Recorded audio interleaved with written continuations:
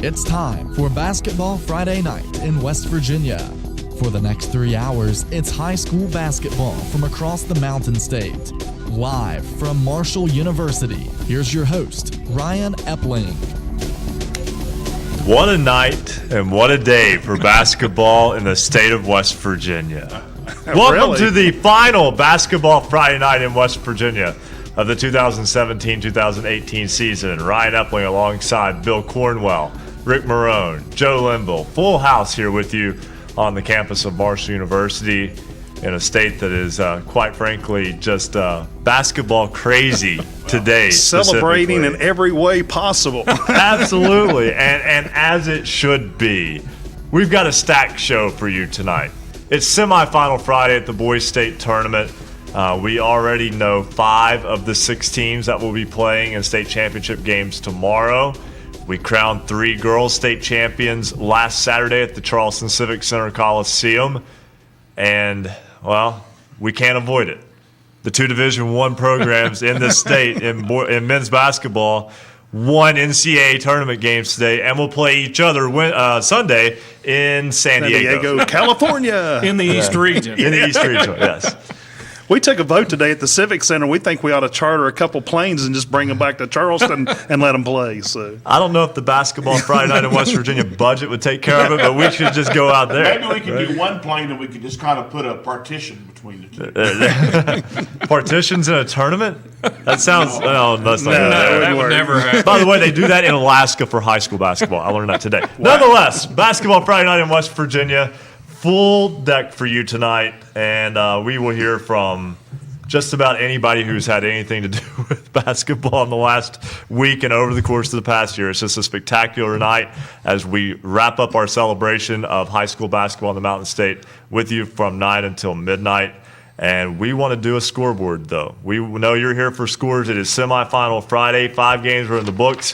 1 game is getting ready to get underway. Joe, I will let you give the Marshall University Sports Journalism BasketballNight.com scoreboard. all right, in a Class AA to start the semifinal Friday off this morning, it was the Chapmanville Regional Tigers knocking off the Winfield Generals by a score of 68-48 in that Class AA pairing. In the second game, it was Ravenswood, the Red Devils, knocking out the Tug Valley Panthers 64-48. In the third game of the morning session, it was Fairmont Senior scoring 99 points to knock off Philip Barber. The Colts went down by a score of 99-62. In the afternoon or evening session, University led the entire game right down to the final seconds. Martinsburg, the Bulldogs came back, knocked them off 48-45. So Martinsburg will move on to take on the Appleman GW winner, and that game will be played later tonight. In the second game this evening session, it was the Wheeling Central Maroon Knights knocking off the Trinity Christian Warriors 61-45. And that's what we have so far from semifinal Friday at the Charleston Civic Center in the boys West Virginia High School Basketball Tournament. And the boys tournament again getting set for championship Saturday tomorrow. Still 1 game to go tonight. Thank you very much for that, Joe. And it was now almost a full week since the conclusion of the girls' state tournament. And what a championship Saturday it was. You had a spectacular – actually, all 3 games were very good. Mm-hmm. All 3 games had very distinct storylines in them. In the AA game, which started things off, North Marion wins the Class AA state championship as the Huskies defeat Wyoming East. And what a ball game that was. 72-62 was the final in that game. The head coach of the Huskies is Mike Parrish. He is with us at the Charleston Civic Center right now. And Coach, congratulations on the Class AA state championship. Appreciate it. What a week it's been. I mean, when you look back at that run into Charleston and through Charleston, I really felt like the quarterfinal and semifinal games, your team did not necessarily play to the level that it could. I thought championship Saturday, they earned a title. Yeah, first 2 games we didn't play well. Struggled offensively, couldn't get shots to fall, and we knew going into that championship game that we had to put a complete game together, and that's what the girls did. Speaking of getting shots to fall, free throw shooting won you a state championship. 35 of 36 from the foul line. And Coach, I know you practice them. I know you have your girls practice them. I highly doubt they shoot 97% in practice. No, we never shoot that high. And we shot free throws well all year, and I think as a team we shot 71%.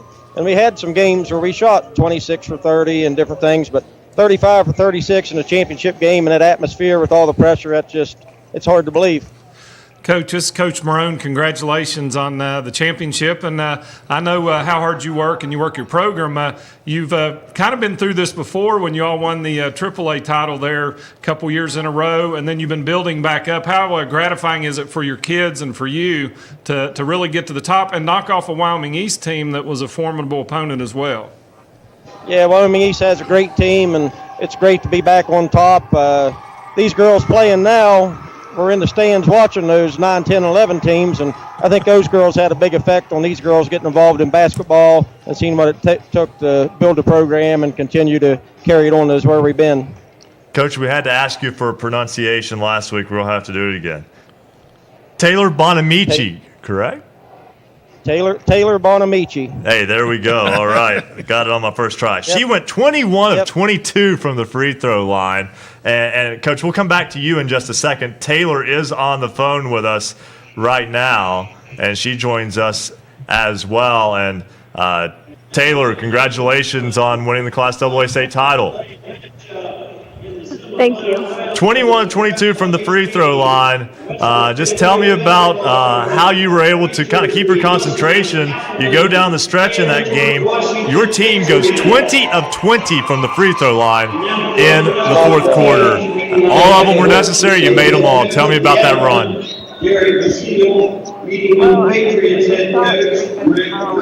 year, and we practiced it every day in practice, and we're tired just like we are in games, so it was no different, and we just had to step up and knock them down. And Coach Parrish, Taylor goes for 33 points and 12 rebounds in that championship game. And again, you talked about what a great opponent Wyoming East was, and obviously your team came out to be superior that day, and she was a big part of it.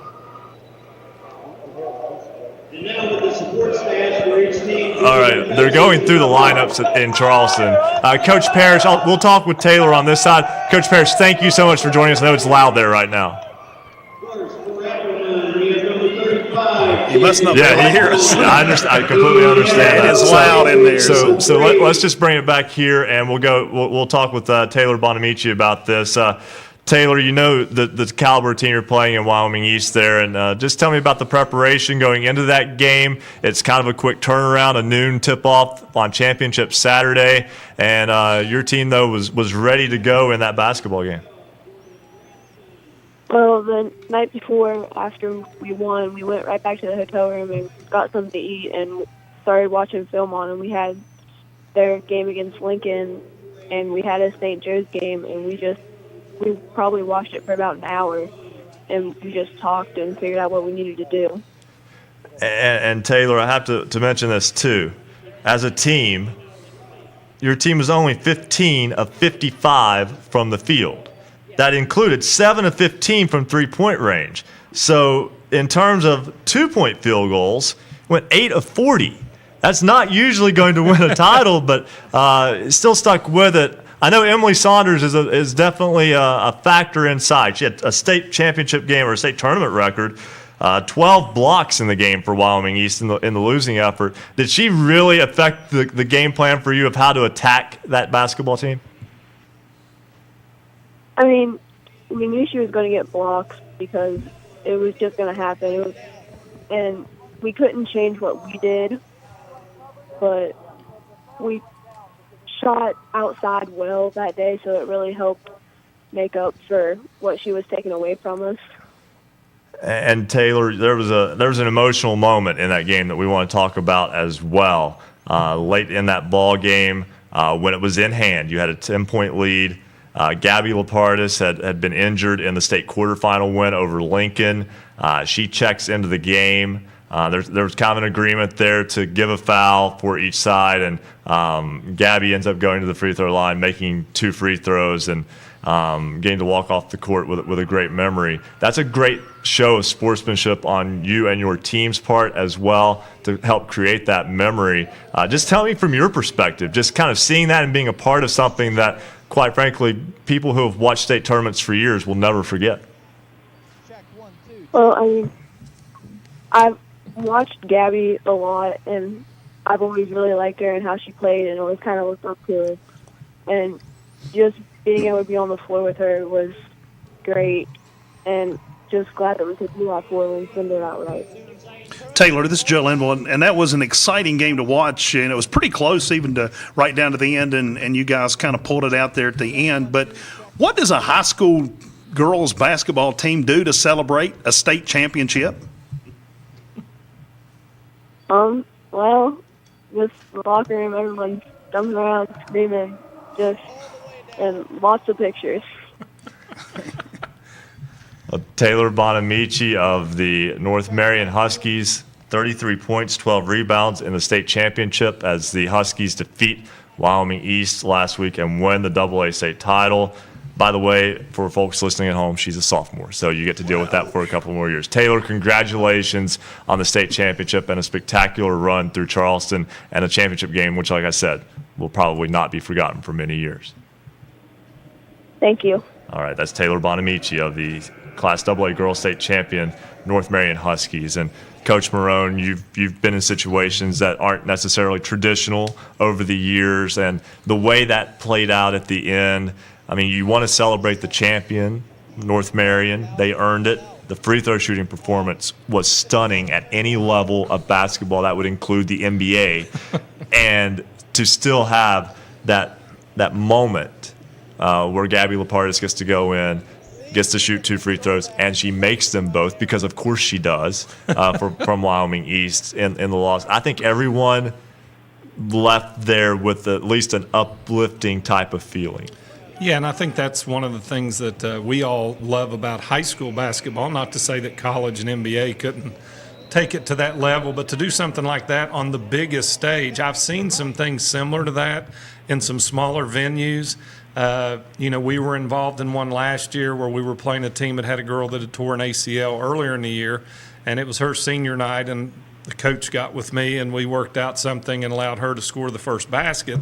But to do it on that stage and to be conscious about doing that, Bill, I think shows a lot about the character of both teams. But like Ryan said, North Marion really shows their class there. It's all about heart, guys, and it's heart that you appreciate the work that young ladies in this case do, and that unfortunate things happen, but you need to reward their work, and because it's as we all know, basketball, if you take it seriously, it's a 12-month job, and there's nothing wrong with in special circumstances like that, stepping up, coaches, players, and making a special arrangement, you might want to call it. And they did it on the fly because you don't know how that championship game is going to go. And we talked about it, Joe. I know you got to see a lot of these games last week. North Marion did not play its best basketball in the quarterfinal round. Quite frankly, we all talked about how the controversy that came out of that game, for all intents and purposes, against Bluefield should have gone to overtime, and North Marion trailed through most of the game. In the semifinal round, Frankfort led for a big portion of that ball game, led by 16 late in the third quarter.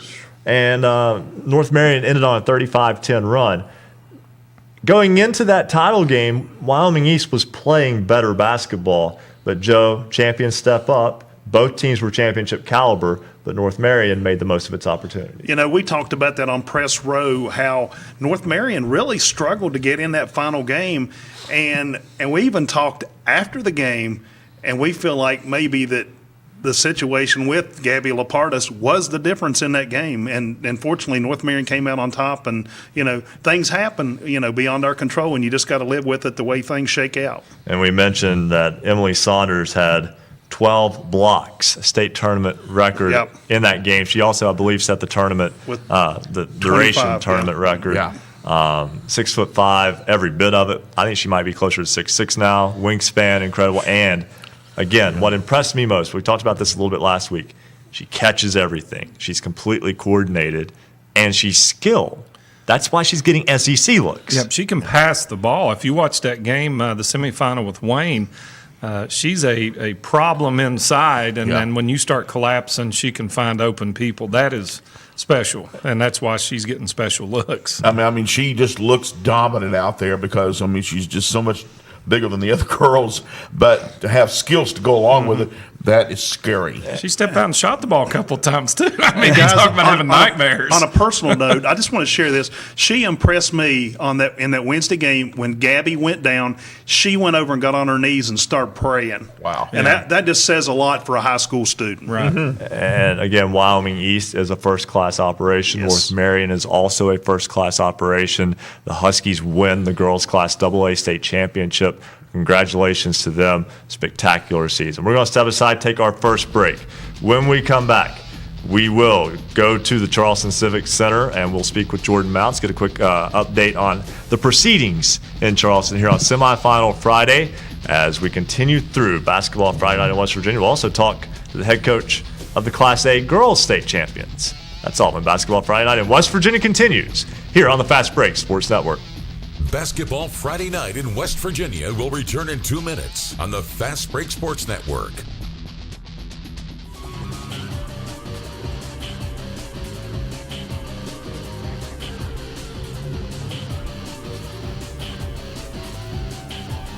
For scores online, all of them in West Virginia, visit basketballnight.com. Does showing up for work at a ballpark or an arena sound good to you? A Marshall University sports journalism degree can get you there. Sports journalism at Marshall is important. It's serious, and it's big business. Sports media and communications careers are some of the most competitive and marketable worldwide in a multi-billion-dollar industry. We'll prepare you to think critically, report accurately, and artfully tell the stories on and off the field or court. If this sounds like you, the Marshall School of Journalism is ready and eager to start your journey. Learn more at marshall.edu/SOJMC. Welcome to the final edition of Basketball Friday Night in West Virginia.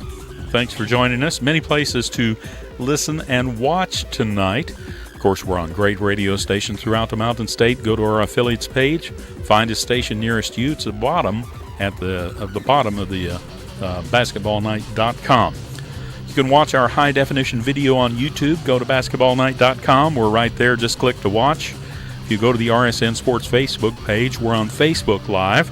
Of course, if you want to watch us on Periscope, Twitter at @hoops_roundup, and statewide, we're on Suddenlinks Network West Virginia and Huntington region. We're on Comcast, Channel 25. Thanks to everyone sending us in pics and joining us on Twitter. Our newest follower tonight, Brian Stacy, and also Sam. Sam says, I was addicted to the hokey pokey, but then I turned myself around. This is Basketball Friday Night in West Virginia.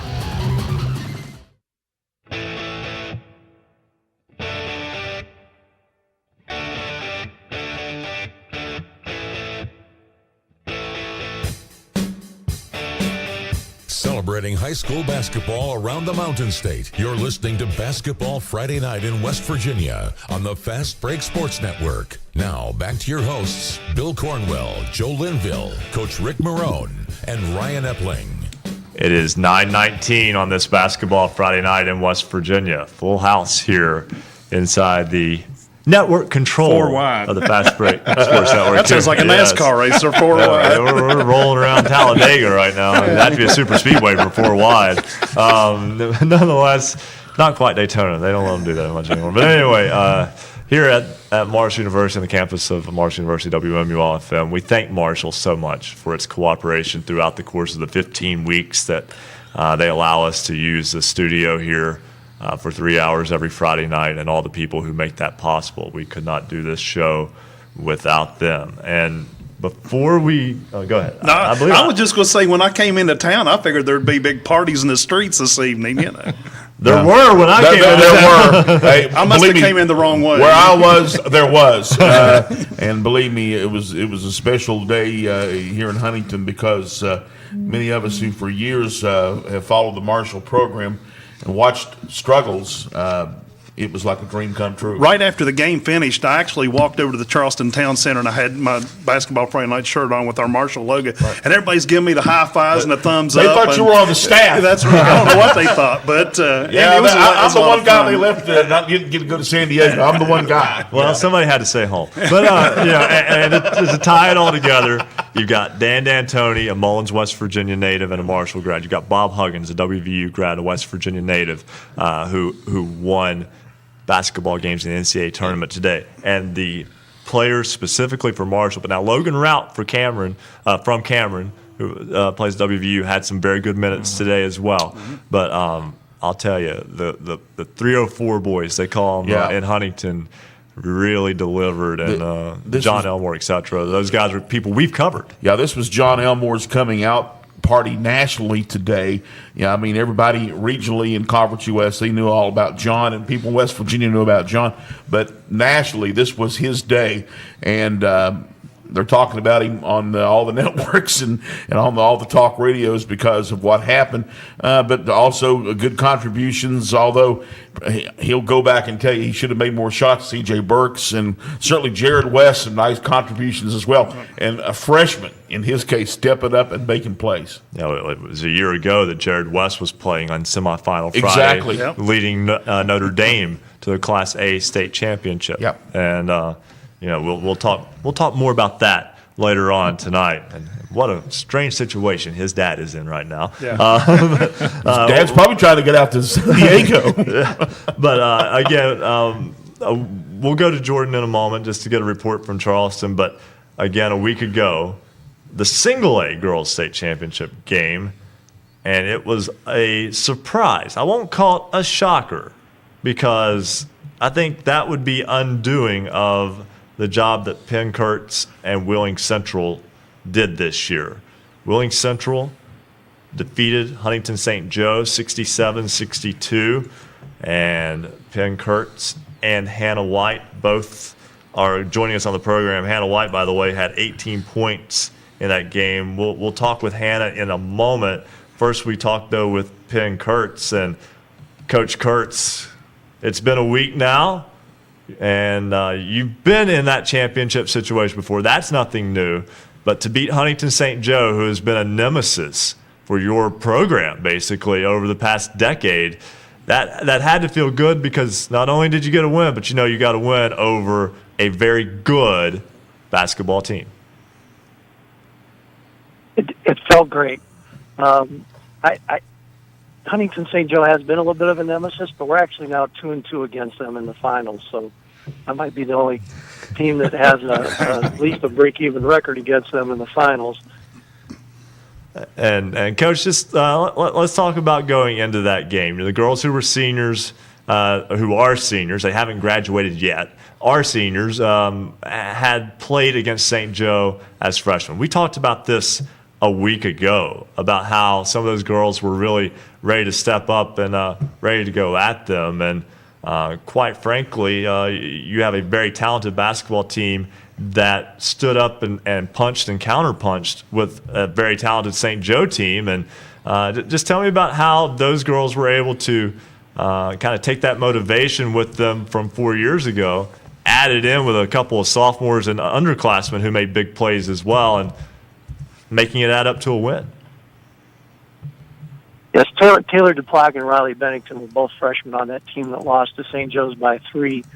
And they've been fueled by that for 3 seasons. We thought we might get a shot at them last year, but we kind of tripped up in the semifinals.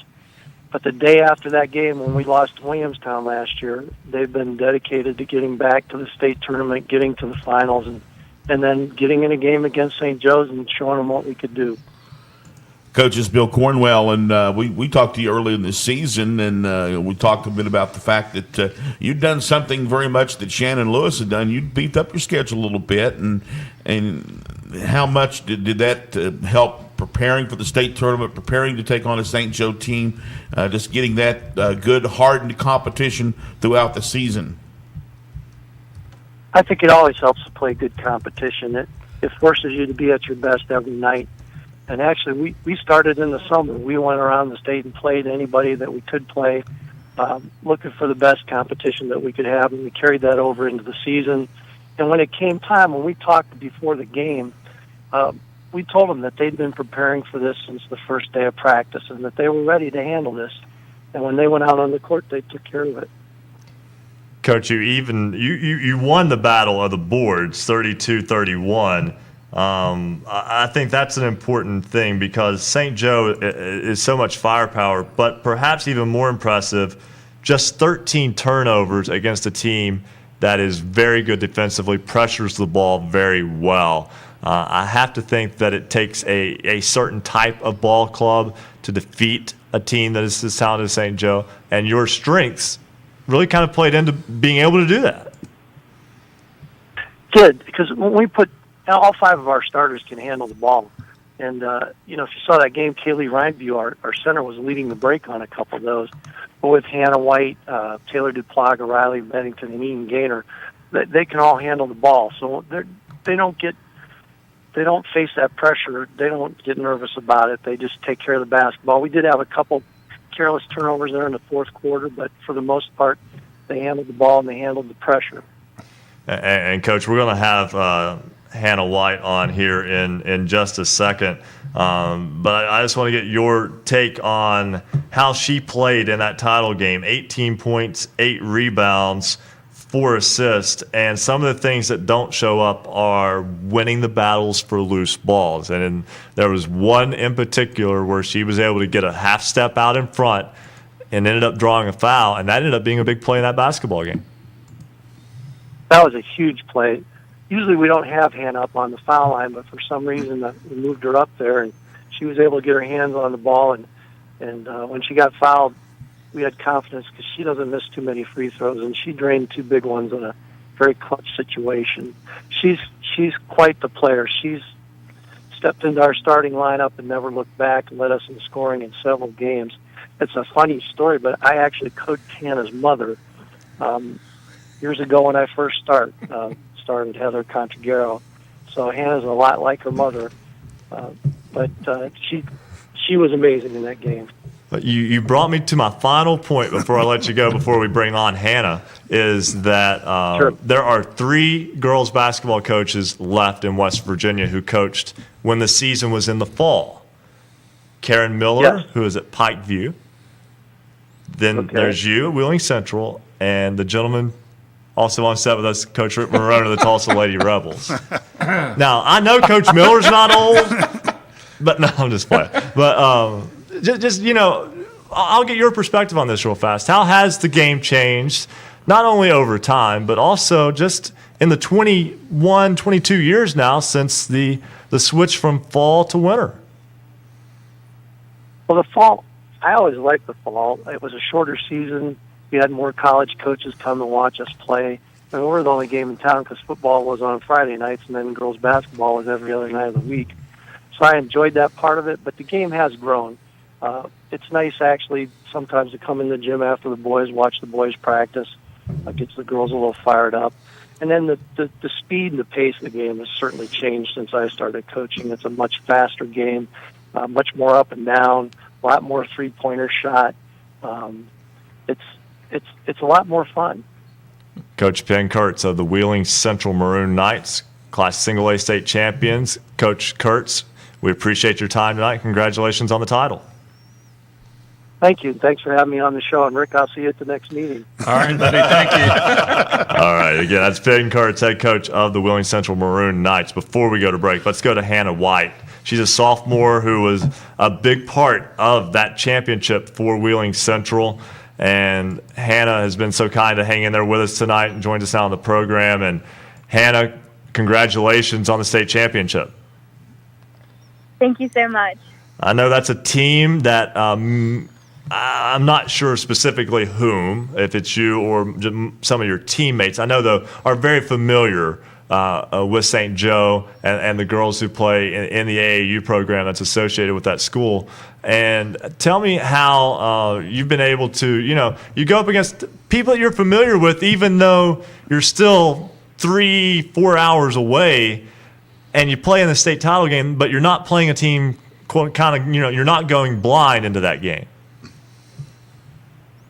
Yeah, they weren't complete strangers. We thought about them all year, and they were our biggest competitors. And we knew it was going to be a game, and we really prepared for them, me and my team. And we know a lot of the girls because of from last year and just from AAU and things like that. And they are all great players, and they're a great team. And we had to prepare for them, and we were ready, though. So we talked about it with Coach Kurtz, that perhaps the key moment in that game was that loose ball that, again, you were able to get a half step on the St. Joe player who was also going for the loose ball, and by having position, you were able to draw a foul, make free throws. Just talk to me about that extra bit of hustle and being able to just be just quick enough to make a play that, perhaps influence the outcome. it was perfect timing. I saw that ball going there, and I just went for it. And I got it, and I was on the ground. It was a foul, and I was like, wow, this is perfect. It worked out so well. 25-2 season, and I want to bring up a game that you played. It was around the new year. Your team traveled to Sissonville and lost, and Sissonville's a very good team, but that was kind of a loss that was a little bit surprising. It was also your last loss of the season. Did that game sort of kind of reset your team maybe mentally, and kind of one of those situations where a loss kind of got your focus back and helped propel you through the rest of the season?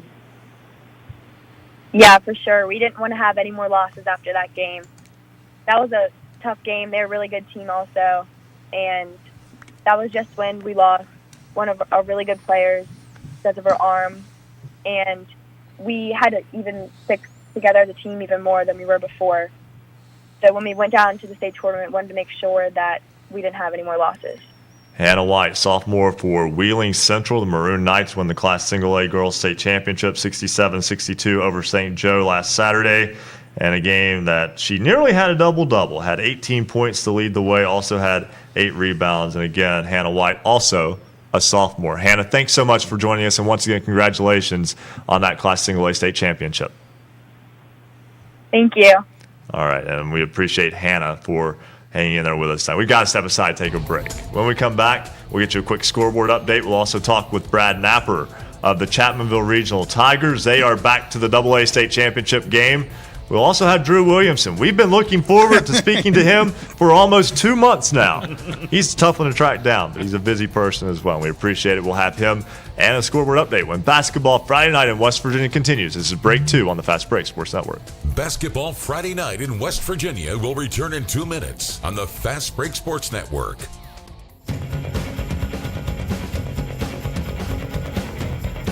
If you love basketball, then there's only one place to be on Friday nights after the game. It's Basketball Friday Night in West Virginia.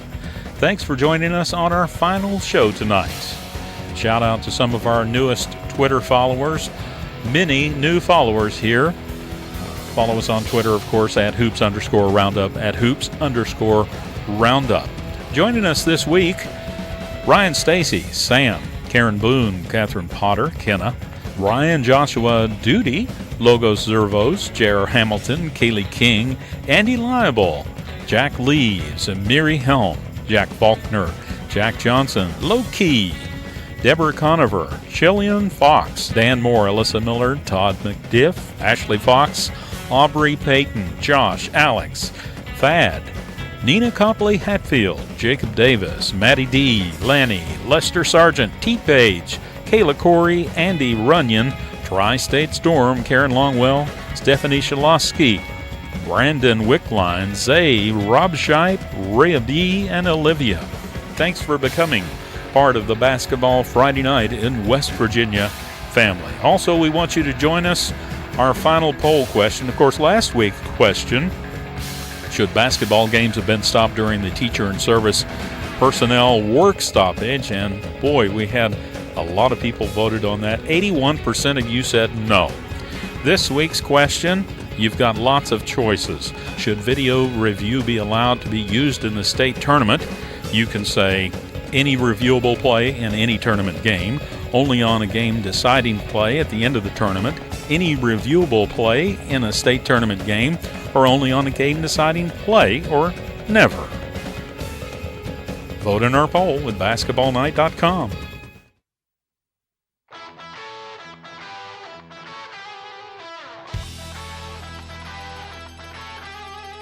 Stay up to date on your favorite teams. Check out basketballnight.com. Now, back to Basketball Friday Night in West Virginia with Bill Cornwell, Joe Linville, Coach Ric Morrone, and Ryan Epling. 9:35 on this Basketball Friday Night in West Virginia. We will talk with Brad Napper and Drew Williamson. Brad Napper, the head coach of Chapmanville. Drew Williamson, senior guard, who had an outstanding game earlier today. And we will do all that. I promise you, Jordan, we're going to get to you at the Charleston Civic Center, and we'll get an update from him on the game going on there right now. But first, we'll turn over to Coach Morrone for a check of the Marshall University Sports Journalism BasketballNight.com scoreboard from Semifinal Friday. Looking for scores, look no more. Let's go to the Charleston Civic Center Coliseum for the following results today, starting in AA. All these are semifinals. All the winners advance to the championship round tomorrow. The Chapmanville Tigers 68-48 winners over Winfield. They will advance to the AA championship tomorrow. And their opponent, Fairmont Senior, the Bears, continue to roll 99-62 over Philip Barber. Fairmont's put up 98 and 99 in their two games so far in the state tournament. In Class A, Ravenswood, a much-anticipated matchup with Tug Valley, pulled away late. They win 64-48 over the Panthers. They'll be in the Class A championship, and their opponent, the Wheeling Central Knights. The Maroon Knights get a 61-45 win over Trinity in the other semifinal. And in Class AAA, we know who one of the finalists will be. Martinsburg comes back late, gets an exciting 48-45 win over University, and their opponent, yet to be determined. A battle going on in the Civic Center. GW leading Musselman 18-14. That game still in the first half. That's your Marshall University Sports Journalism scoreboard update. Thank you very much, Coach. And I just want to mention real fast, we'll talk more about this in a moment. University led Martinsburg 20-4 with 40 seconds left in the first quarter. From that point on, Martinsburg outscored University 44-25. Incredible turnaround and a big win for Martinsburg to reach the AAA state championship game. We'll talk much more about that in a moment. Right now, I want to go to Brad Napper, head coach of the Chapmanville Regional Tigers, and they get to the AA state title game for the second consecutive season with a 66-48 win over Winfield early this morning at 9:30. Coach Napper, thanks so much for joining us, and congratulations on being back to Championship Saturday. Thanks, guys. I appreciate it. Early morning start and a very tight game. It was tied at 14 after one quarter. It was tied at 25 at the half. And at one point, with about 3 minutes or so left, Winfield had trimmed the lead back down to 5. But your team pulled away down the stretch. And a lot of that was behind Drew Williamson, but also just an overall team effort to get the win against Winfield this morning. Yeah, it was. Drew carried us offensively for most of the game, I thought, and he was just phenomenal today. And but our defense really stepped up, I thought, in the last 3 minutes, and we were able to get several stops. And I thought our having veteran guys who had been there before kind of showed in the last 3 or 4 minutes of the game in the fourth quarter. Coach, it's Joe Linville, and you and I talked earlier there at the Civic Center today about Obina Killen, his defensive effort. He had 8 points offensively, but he also had 8 block shots. Talk about the transition of your team after those block shots. Well, it just gets us out in transition and makes it easier for us to get easy baskets. It just seems like every time he blocks a shot, something good happens for us. We usually either get a run out or a 3 in transition. So, that's a big part of what we do. And he does a really good job of doing that. And he also took a big charge tonight. So, he was really good in the second half. First half, I think he only played like 4 minutes. So, but he stepped up in the second half along with a lot of our guys. Devin Collins made a huge shot. Dylan Smith made a huge shot, in the fourth quarter when we were on our run. So it was a total team effort, even though Drew carried us offensively for most of the game. Coach Napier, this is Bill Cornwell. It's really a challenge getting scouting reports, getting ready for opponents in the state tournament, but it had to help that this wasn't really an unfamiliar opponent to you getting ready for Winfield. No, and it's probably why the game was a little bit low scoring, especially in the first half, because we do know each other really well, and both teams kind of were. It was a defensive struggle for 3 quarters really, and we were able to get some buckets there in the fourth to kind of stretch it out. But it was a much closer game than what the final score says. It was a battle throughout. And Winfield, I thought, was just phenomenal on defense today. They made us work for everything we got, and they were really prepared.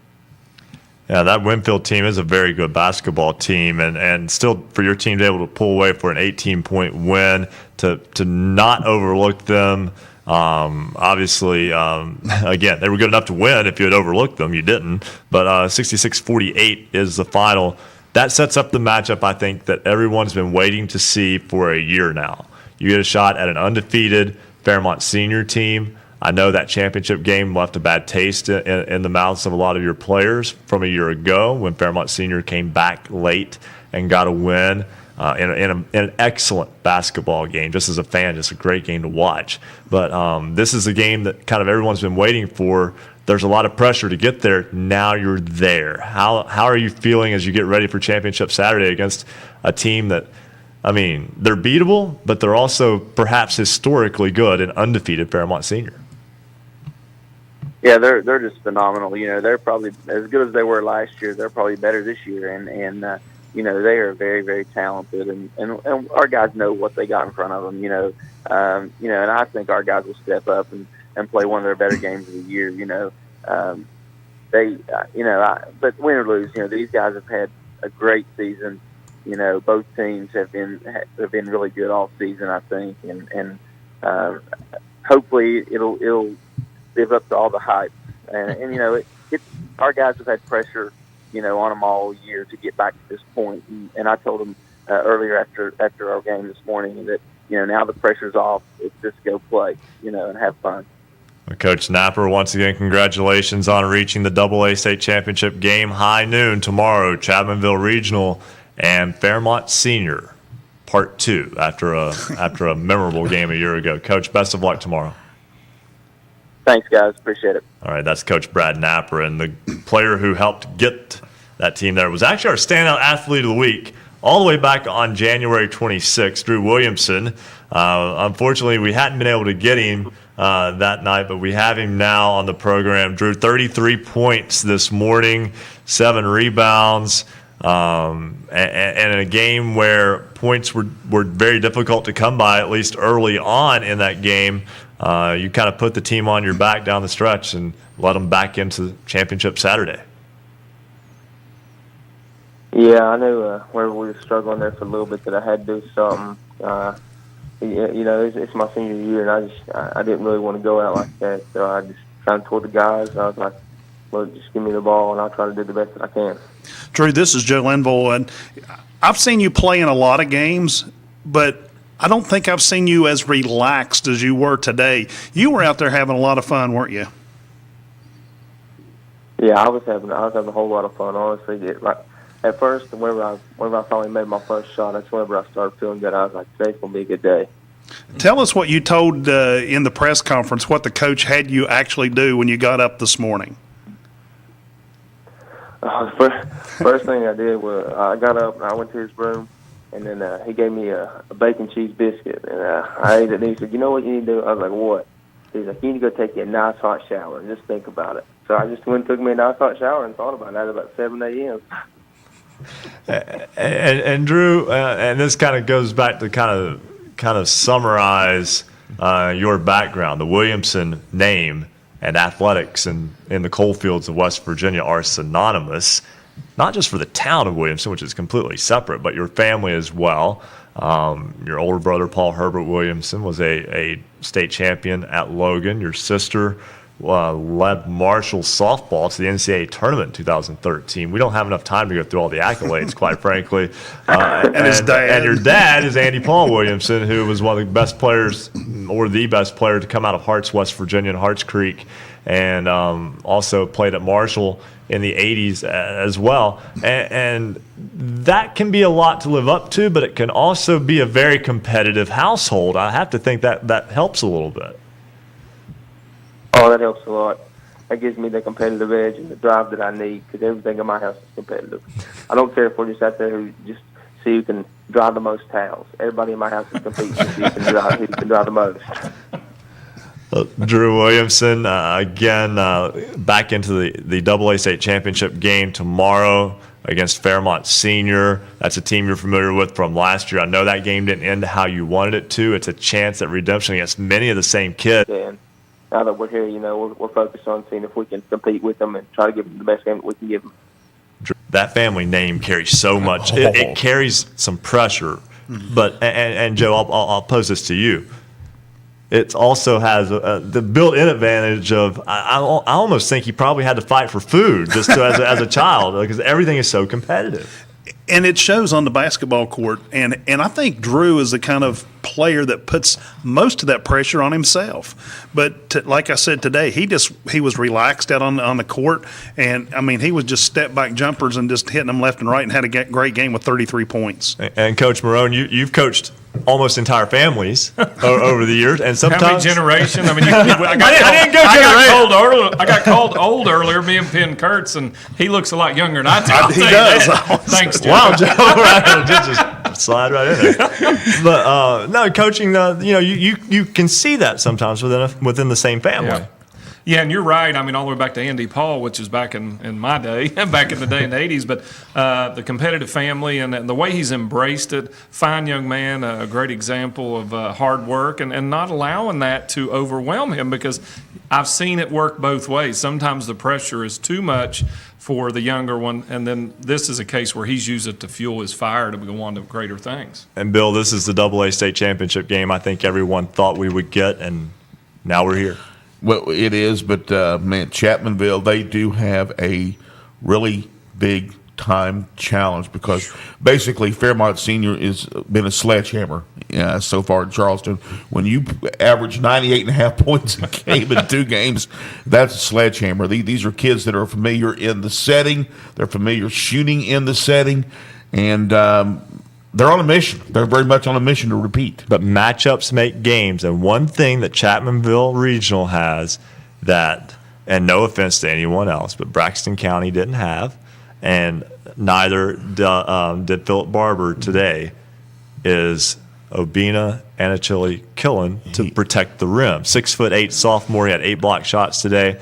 If he can alter shots around the basket, hey, Fairmont Senior beat you with jumpers, you tip your hat, shake their hand. Mm-hmm. But you make them beat you that way. And a year ago, he was a rough talent. He is getting more refined game by game, just getting better, stronger game by game. Scary talent right there. Have to remember, he's 16 years old. Exactly. Yeah. He's probably one of the most improved players in the state from last season. We'll step aside right now, take a break. When we come back, we will talk with Scott Cousins, the head coach of the AAA Girls State Champion Parkersburg Big Reds. What a game that was that came down to the wire. Mel Stevens is also with us. He's the head coach of the Wheeling Central Maroon Knight boys team, as they will try to pull off the double. Their boys team will play for the state championship tomorrow. That's when Basketball Friday Night in West Virginia continues after this. Basketball Friday Night in West Virginia will return in 2 minutes on the Fast Break Sports Network.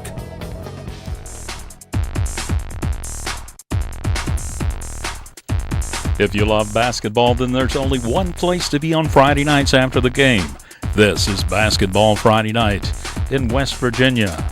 Thanks for joining us on Twitter. Some of our newest Twitter followers include Fred Vaughn, Candy, Ryan Stacy, Sam, Karen Boone, Catherine Potter. Welcome to the Basketball Friday Night in West Virginia family. Join us online. Vote in this week's poll. You've got till 11:45 tonight. And, of course, we'll share the voting results with you. This week's question: should video review be allowed to be used in the state tournament? and you've got 5 selections. Go to basketballnight.com. Vote in this week's poll. You'll see the poll on the right-hand side of the page. You've got till 11:45 tonight to vote. Join us on the show. We'd like to hear from you. Toll free 855-784-6677. Congratulations goes out to Jaden Lindsay, Jacob Clark, Cole Honecker, Sydney Nestor, Isaiah Morgan, Deja Busby, Drew Williamson, who you just heard, Ashton Maxwell, Casey Henchman, Whitney Sampson, Cole Whited, Amy Beeman, and Kelsey Mintel. What they all have in common, they were selected by Basketball Friday Night in West Virginia as the Standout Athlete of the Week. Each week, we consider nominees based on leadership, performance on the court, academic performance, involvement in the community, and volunteer work. Later tonight, you'll hear from each one of them. They were our Standout Athletes of the Week. Join us online, basketballnight.com. Follow us on Twitter, @hoops_roundup, @hoops_roundup. Call the show. We want to hear from you. This is Basketball Friday Night in West Virginia.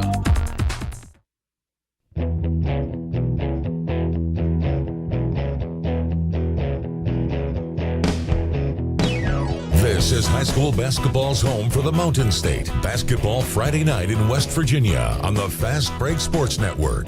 Now, back to your hosts, Bill Cornwell, Joe Linville, Coach Ric Morrone, and Ryan Epling. We are celebrating basketball in West Virginia here on Basketball Friday Night in West Virginia. Ryan Epling, Ric Morrone, Bill Cornwell, Joe Linville, all with you tonight in studio. Jordan Mounts with us at the Charleston Civic Center. We'll get an update from Jordan on that George Washington Musselman game in a moment. I promise we've been teasing it for like an hour now, but we will get that in a moment. But first, one last look back at the girls' state tournament last week and the AAA state championship game between Parkersburg and Buchanan Upshur came right down to the wire.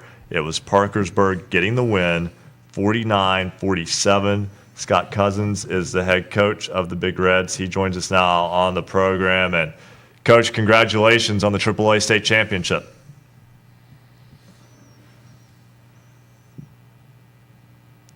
Coach Cousins, are you with us? Can you hear me? There we go. Got you now.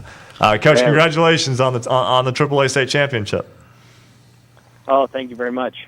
As a ball game against a team that you were familiar with, a game that the first time it didn't go so well. What was the difference between the two games? I think just the growth of our team. You know, the first time Jeremy got us pretty good early in the season, and, you know, it was a kind of a transition period for us. The girls were learning me, even though the staff was still together. The staff was learning each other. They did a great job against us early in the year, but I think as the season went along, somewhere about 2/3 of the way, we kind of found ourselves and started to play some pretty good basketball. We carried over into the state tournament for us. Hey, Coach, this is Joe Linville. I want to go back the previous game to the championship game. I'll tell you what, the game with your neighbors there, Parkersburg South, that was a heck of a ball game just to get to the final game. Oh, those are always wars. I mean, it doesn't matter what one team has or the other. Those games are always decided by a play here or a play there. Those are just some incredible games to be part of. And Coach, I do want to ask this as well. 34 turnovers and you win. That's obviously the way Buchanan Upshur plays, is to force those turnovers. I don't know if anybody would have told you, hey, Coach, you're going to turn it over 34 times, but don't worry, you're going to win, that you would have believed them. Yeah, no, we it's hard to believe, but we averaged about 22 turnovers a game. So it wasn't like it's something we haven't fought through before, but 34 in a state championship game, yeah, I wouldn't have felt very good if you told me that going in. Coach, I thought a critical moment in that game was that when Maddie Mace was whistled for her 5th foul.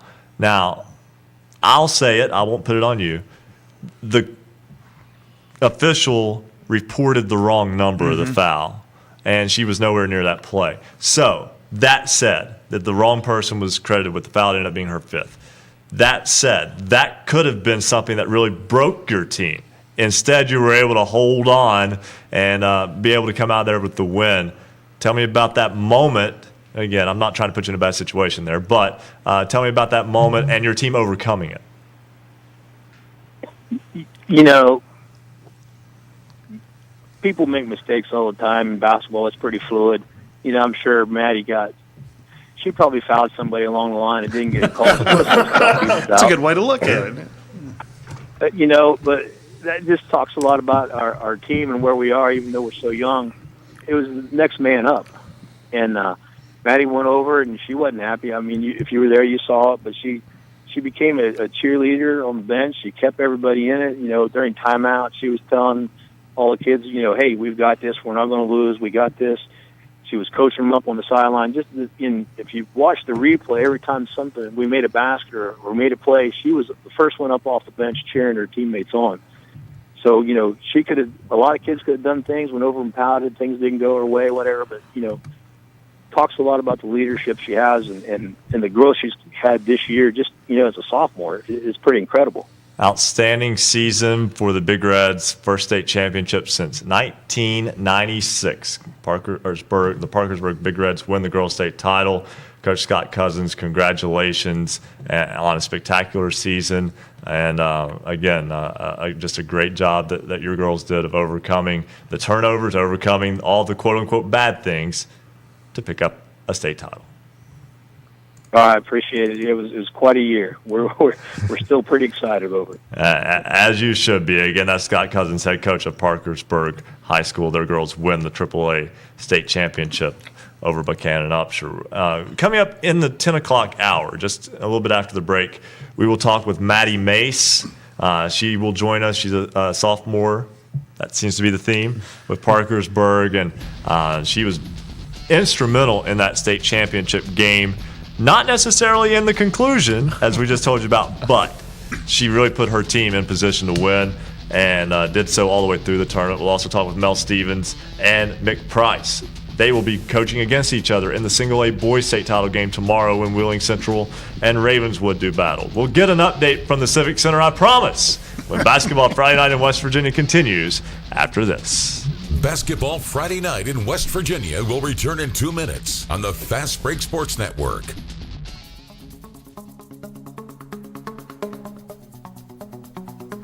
For scores online, all of them in West Virginia, visit basketballnight.com.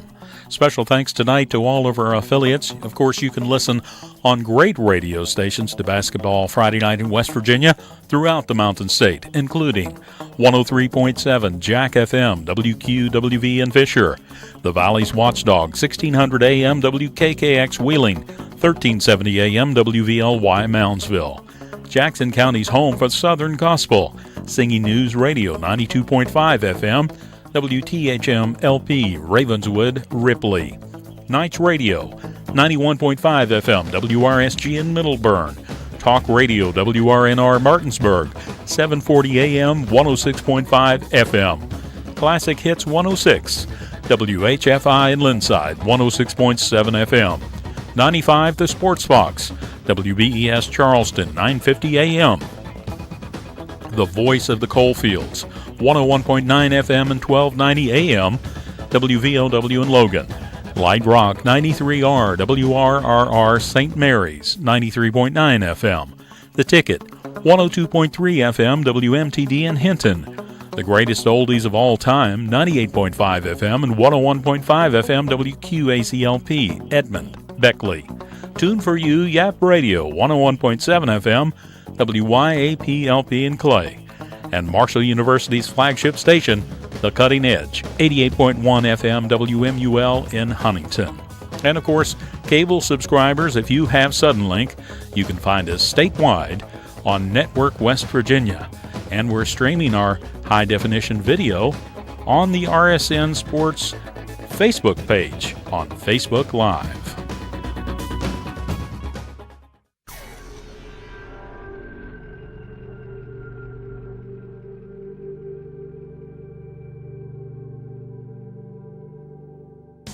Welcome back to Basketball Friday Night in West Virginia.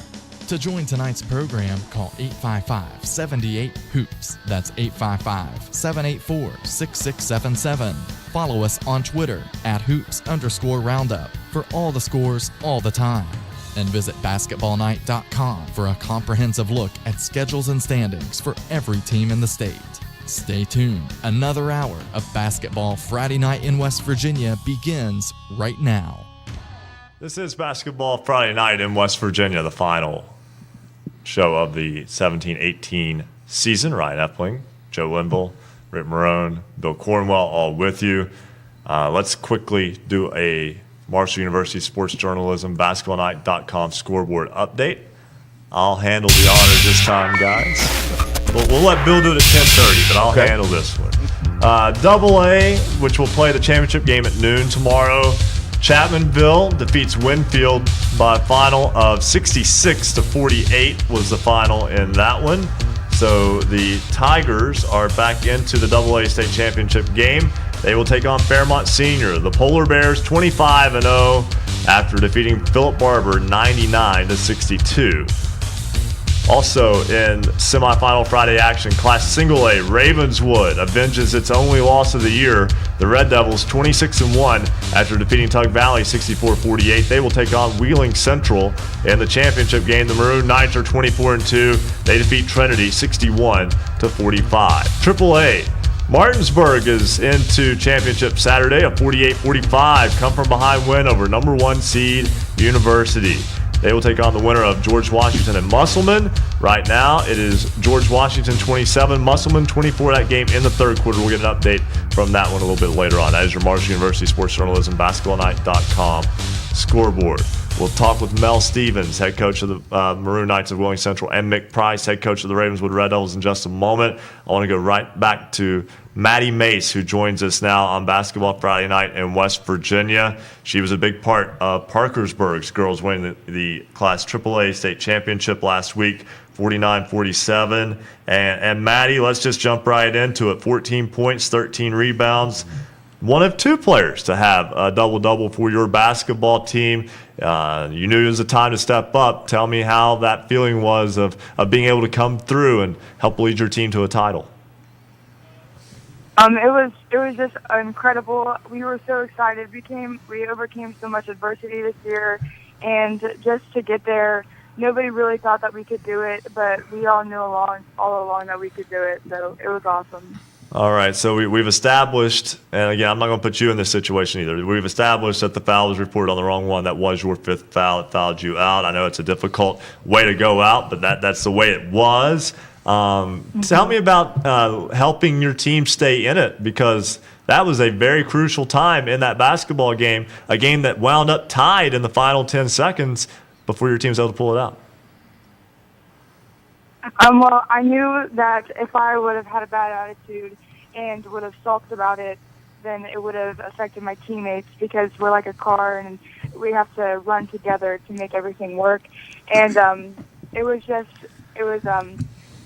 so excited, and I knew that we had it whenever Shea hit those 3 throws, and I was just like, okay, no need to worry.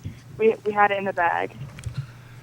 Maddie, your coach was with us a little while ago, talked about all the turnovers that Buchanan Upshur forced on you guys. But knowing the competition you guys play in the Mountain State Athletic Conference, the styles that a lot of these teams play, that's the kind of competition that you see and the kind of defenses that you see in the MSAC. It sounds like you guys were kind of prepared for what you had dealing in that game. Oh, yeah, we were ready. I mean, every team we play always comes at us with 100% because, we're the big reds. Everybody wants to beat us because of who we are. And we were ready for it. And, yeah, our travel to states was, hard, but every game that we played, 26 games on the road, was to get us to this moment for, the state championship. Special moment for your ball club and for your program, and one that I know that you will never forget. And just a sophomore. Again, that's kind of the theme tonight of players who came through in the clutch. Maddie Mace, Parkersburg High School Big Reds, Class AAA state champions. Congratulations once again. Thank you so much. All right, and again, Maddie, so kind to join us there. And the maturity level, Coach Morrone. You've coached kids of all ages basically over the years. So many years, Coach. But no, that's gonna be I can't joke about this too much because I aged at the same rate. But nonetheless, Coach, this is a situation where we are seeing there was a great group of seniors this year, but that's not the end of the talent. The cycle continues. As you mentioned, almost every team that we've talked about tonight on the girls' side, they had key contributors that were underclassmen, so that bodes well for girls basketball.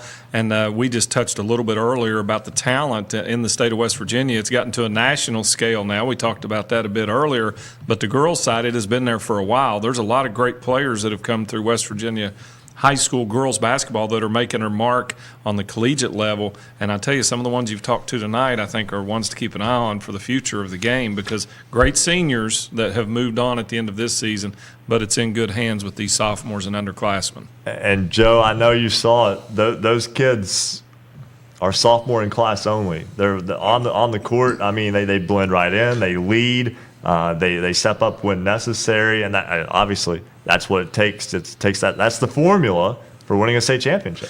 It is. I don't know how many teams have talked over the last couple of days. This is their second and third, some of them even their fourth trip as seniors back to Charleston to play in the tournament. So that just goes to show you the talent level across the state and through all classes, as you said. Yeah, exactly. And certainly a lot of college coaches were in the stands last week, and that they were starting to make some phone calls, take some notes with all these sophomores out there who are talented, and give them a couple more years to develop. They're really going to be something special when they're seniors. Who's having a fantastic season? I feel like we could say this every year. Wheeling Central, Maroon Knights, 24-2 after defeating Trinity by a final of 61-45 in the Class Single A semifinals.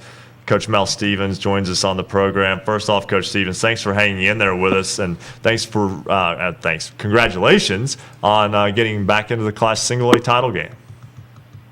Thank you. I appreciate it. I know it can be a long wait sometimes into the evening for those semifinal games. I don't know if there's an advantage of playing the early session or the late session, but nonetheless, your thoughts on that? I think you've been through both in the past, and does it really matter on semifinal Friday going into championship Saturday? I think it does. I think if you play the early one, I think that gives you a little bit more time to recover, and you get your game in, you can relax a little bit, get back and scout. I think there's definitely a little bit of an advantage if you play that early session.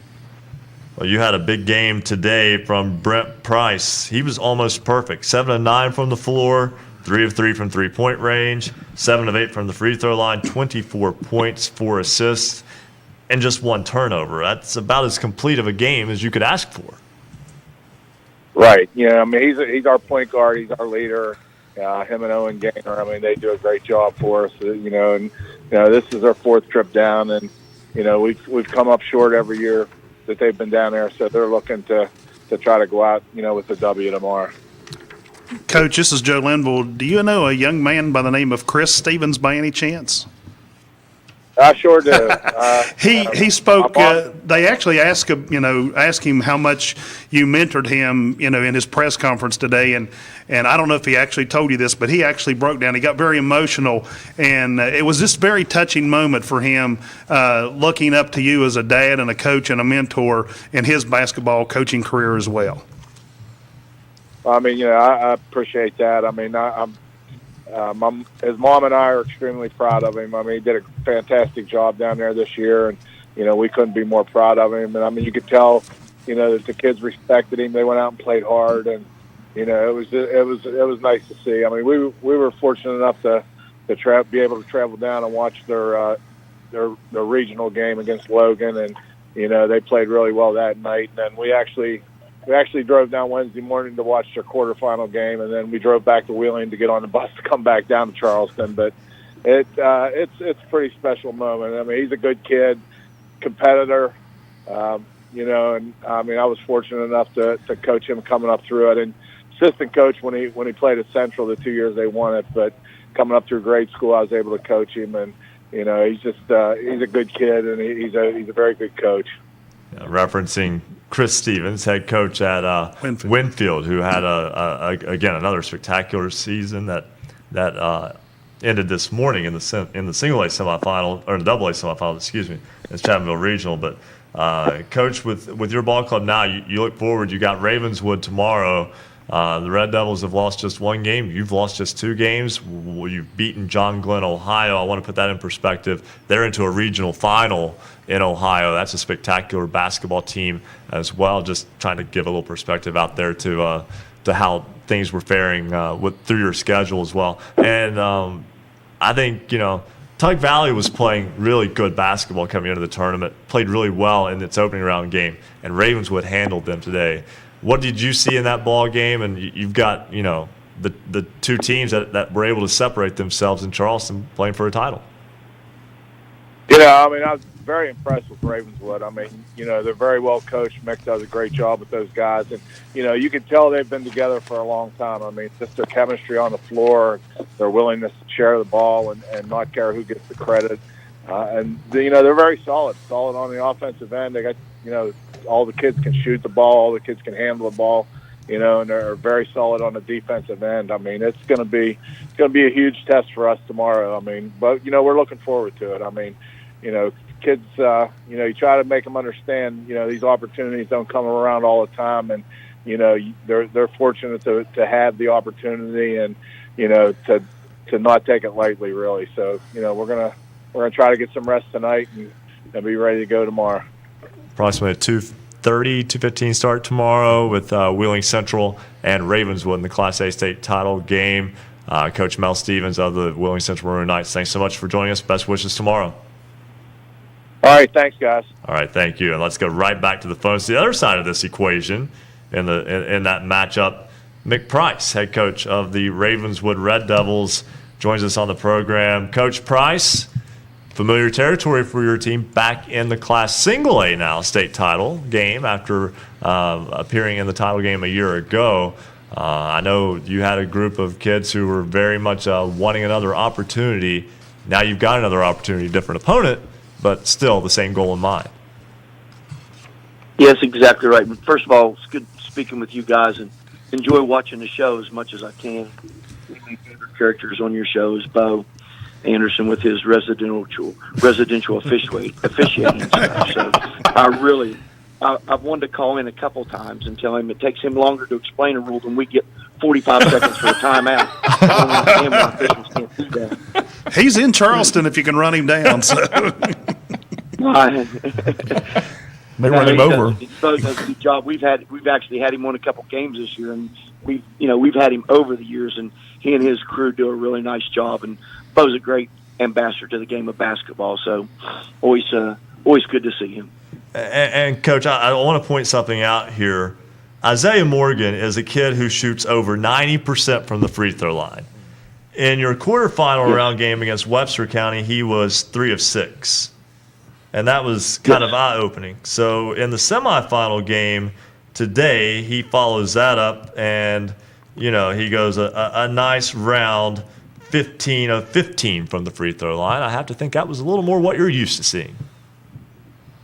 Well, exactly. And plus, he was told after the game in the first round against Webster, if he missed another foul shot, he had to run back to Sandyville. We're not used to seeing him miss a foul shot. His is stunning, and for him to miss 3, I can't ever remember that in his career, him ever missing 3 in a row, ever. And he's such a wonderful kid, great to coach. My gosh, you're talking about a straight A student, never made a B in his life. Yes, sir, no, sir, everything he does. And he works at it. There's a reason he's a good foul shooter. He works at it. And so, and as he does his whole game. So, we're blessed to have a kid like Isaiah to play for us at Ravenswood. Hey, Coach Morrone here. Wish you the best of luck tomorrow. Last year, getting to the finals and getting that close, has the fire been fueled even more than normal? I know you guys played a high level. Your schedule is kind of unmatched, but I know your preparation's been pointing to this weekend. Does last year's experience play any part at all, or has it just been motivator to try and get back? Rick, good speaking to you, too.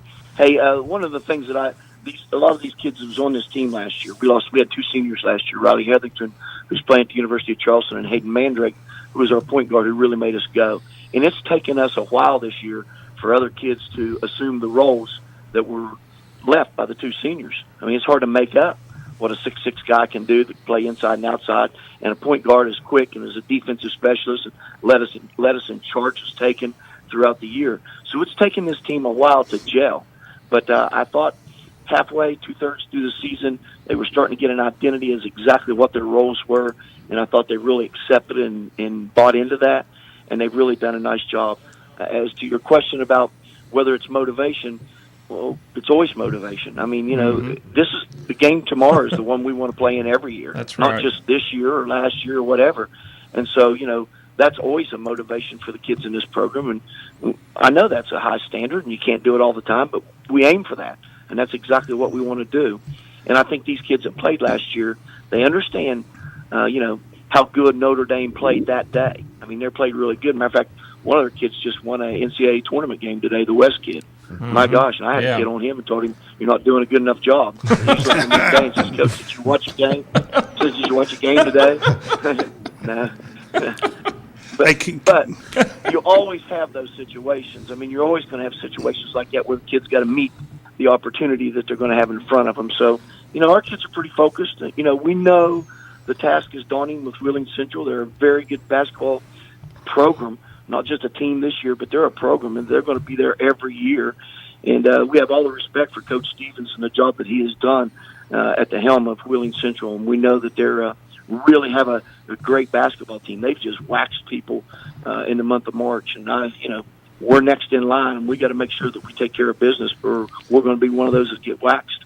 Hey, Coach Joe Linville, just quickly looking back at the game today, do you feel like you took Tug Valley out of their element?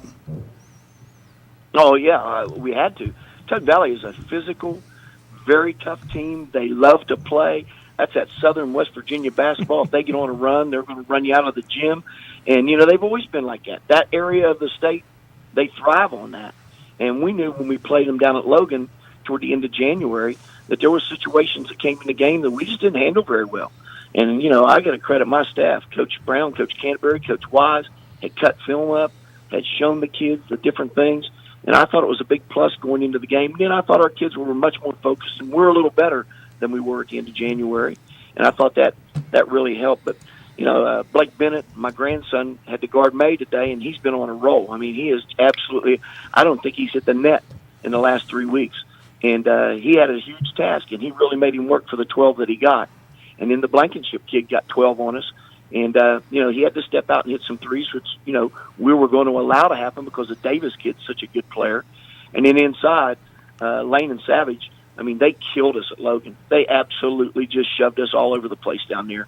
So we had to do a better job. And I thought as we did that defensively and we could get up the court and spread out a little bit, I thought that really helped. And when we get to the foul line, like you say, when you got a guy like Isaiah Morgan going to the foul line, and every time you go up there, if you foul him, you're going to look up and you're down 2 more. That's a big plus.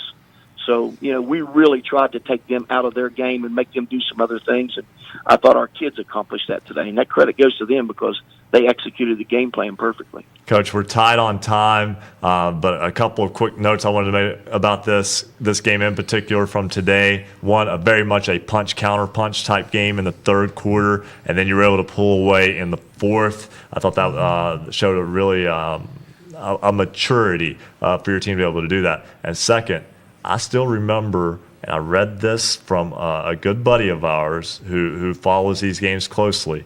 There was a very good basketball game between Lenoir Middle School and Ravenswood Middle School in 2014 as a part of the Little General Shootout. And a lot of those kids played today. And a lot of those kids that was in my dressing room was reminded of the outcome of that. I remember Rick Green and Mark Hatcher and I was doing a lot of the Little General stuff, and Rick and I still do that. And we thought it would be great if there could be a situation where there'd be a middle school like that. And boy, those kids were all excited about it. And it was a really good middle school game. So yeah, these kids had faced each other in 8th grade. So it wasn't like they hadn't known each other. And of course, we played tug for the last 4 years. So we all knew each other. There wasn't any secrets today. It was just a matter of you got to execute and you got to play great defense. And fortunately for us, we did. Coach, we love to promote basketball, and I got to tell you, your enthusiasm is very evident and clear. And I think, you can kind of inspire us to kind of up the energy here a little bit. I can tell that you're ready to go, and it's going to be the longest. Well, I won't say the longest of your life because you've been in these situations before. But I've got to think between now and 2:15, you're not going to sleep a whole lot tomorrow. Well, I don't know that we'll be to bed. We're still cutting up film in my office right now. We've got to put a game plan in for the number one team in the state, and we got 30 minutes tomorrow to do it before we get on a bus and come to Charleston. Wow. Now, I don't know. I'm not John Wooden. I wish I had all the answers, but I don't.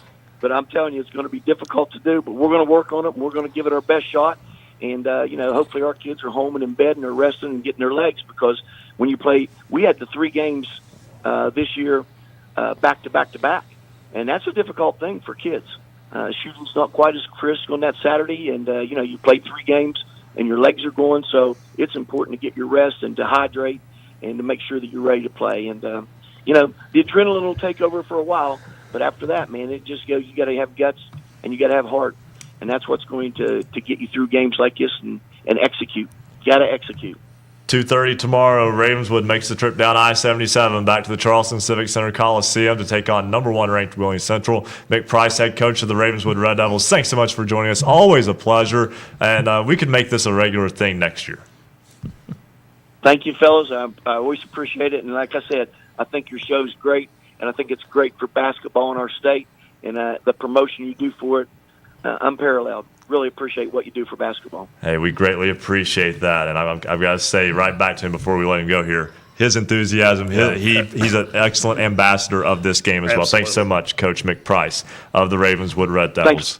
Right now, do we have Jordan, who we've left on hold forever? Let's quickly get an update of this Class AAA semifinal game. Jordan, you're going to have about 30 seconds to tell us what's going on there. Right here at the Charleston Civic Center. Right now we've got George Washington and Musselman going on here. At the moment, we've got George Washington leading the Appleman 44-39. George Washington went off on a little bit of a run while got to about a 12-point lead. Musselman's trying to close the gap here in the final minutes of the ballgame. Jordan, thanks so much. We'll get an update with you again a little bit later on. We've got to step aside and take a break. When we come back, we'll talk with Dave Rogers, head coach of the Martinsburg Bulldogs. They get set for the winner of that game tomorrow. And Dave Retton, the head coach of Fairmont Senior. The Polar Bears try to cap an undefeated season tomorrow against Chapmanville. Should be a spectacular game. We'll talk with both of those coaches and much more when Basketball Friday Night in West Virginia continues on the Fast Break Sports Network. Basketball Friday Night in West Virginia will return in 2 minutes on the Fast Break Sports Network. If you love basketball, then there's only one place to be on Friday nights after the game. It's Basketball Friday Night in West Virginia. And thanks for joining us on our final show of the season. How about a chance to graduate from college not only with a diploma, but also prepared to thrive in an exciting, growing field? The Marshall University Sports Journalism program might just be for you. The expansion of cable networks, the rise of sports-centered online platforms, and the continued thirst for local sports coverage makes sports journalism a growth industry with jobs waiting for those who earn this degree. Your passion, curiosity, and charisma, coupled with Marshall University sports journalism training, will equip you for success in a multi-billion-dollar global industry. So bring your abilities and the desire to be the eyes, ears, and life of the game to our Huntington campus to learn the art of sports storytelling while covering the Thundering Herd. We'll teach you how to go beyond the scores and statistics to tell compelling stories and accurately report breaking news across multiple media platforms. Marshall University's W. Page Pitt School of Journalism and Mass Communications is ready and eager to help you start your sports journalism career. Learn more about the exciting possibilities by visiting marshall.edu/SOJMC. Once again, welcome tonight on our final show of Basketball Friday Night in West Virginia. Don't forget, vote in this week's poll question, last poll question. Should video review be allowed to be used in the state tournament? Go to basketballnight.com Finalist.com to vote in the poll. You'll see the poll on the right-hand side of the page. You've got till 11:45 tonight.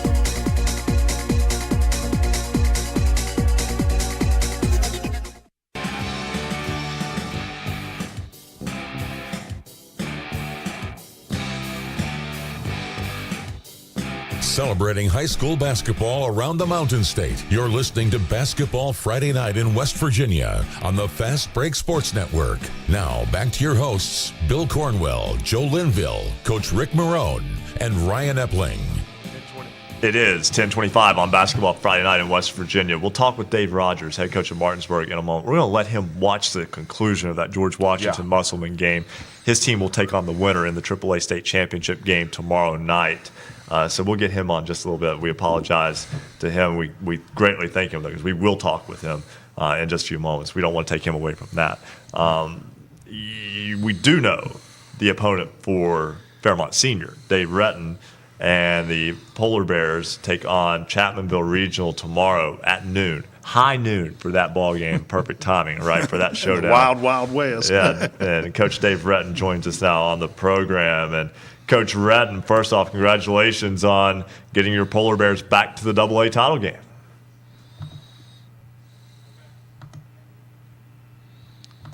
Coach Retton, can you hear us? Yes, can you hear me? Yes, there we go. Coach, once again, congratulations on a return trip to the AA championship game. Thank you.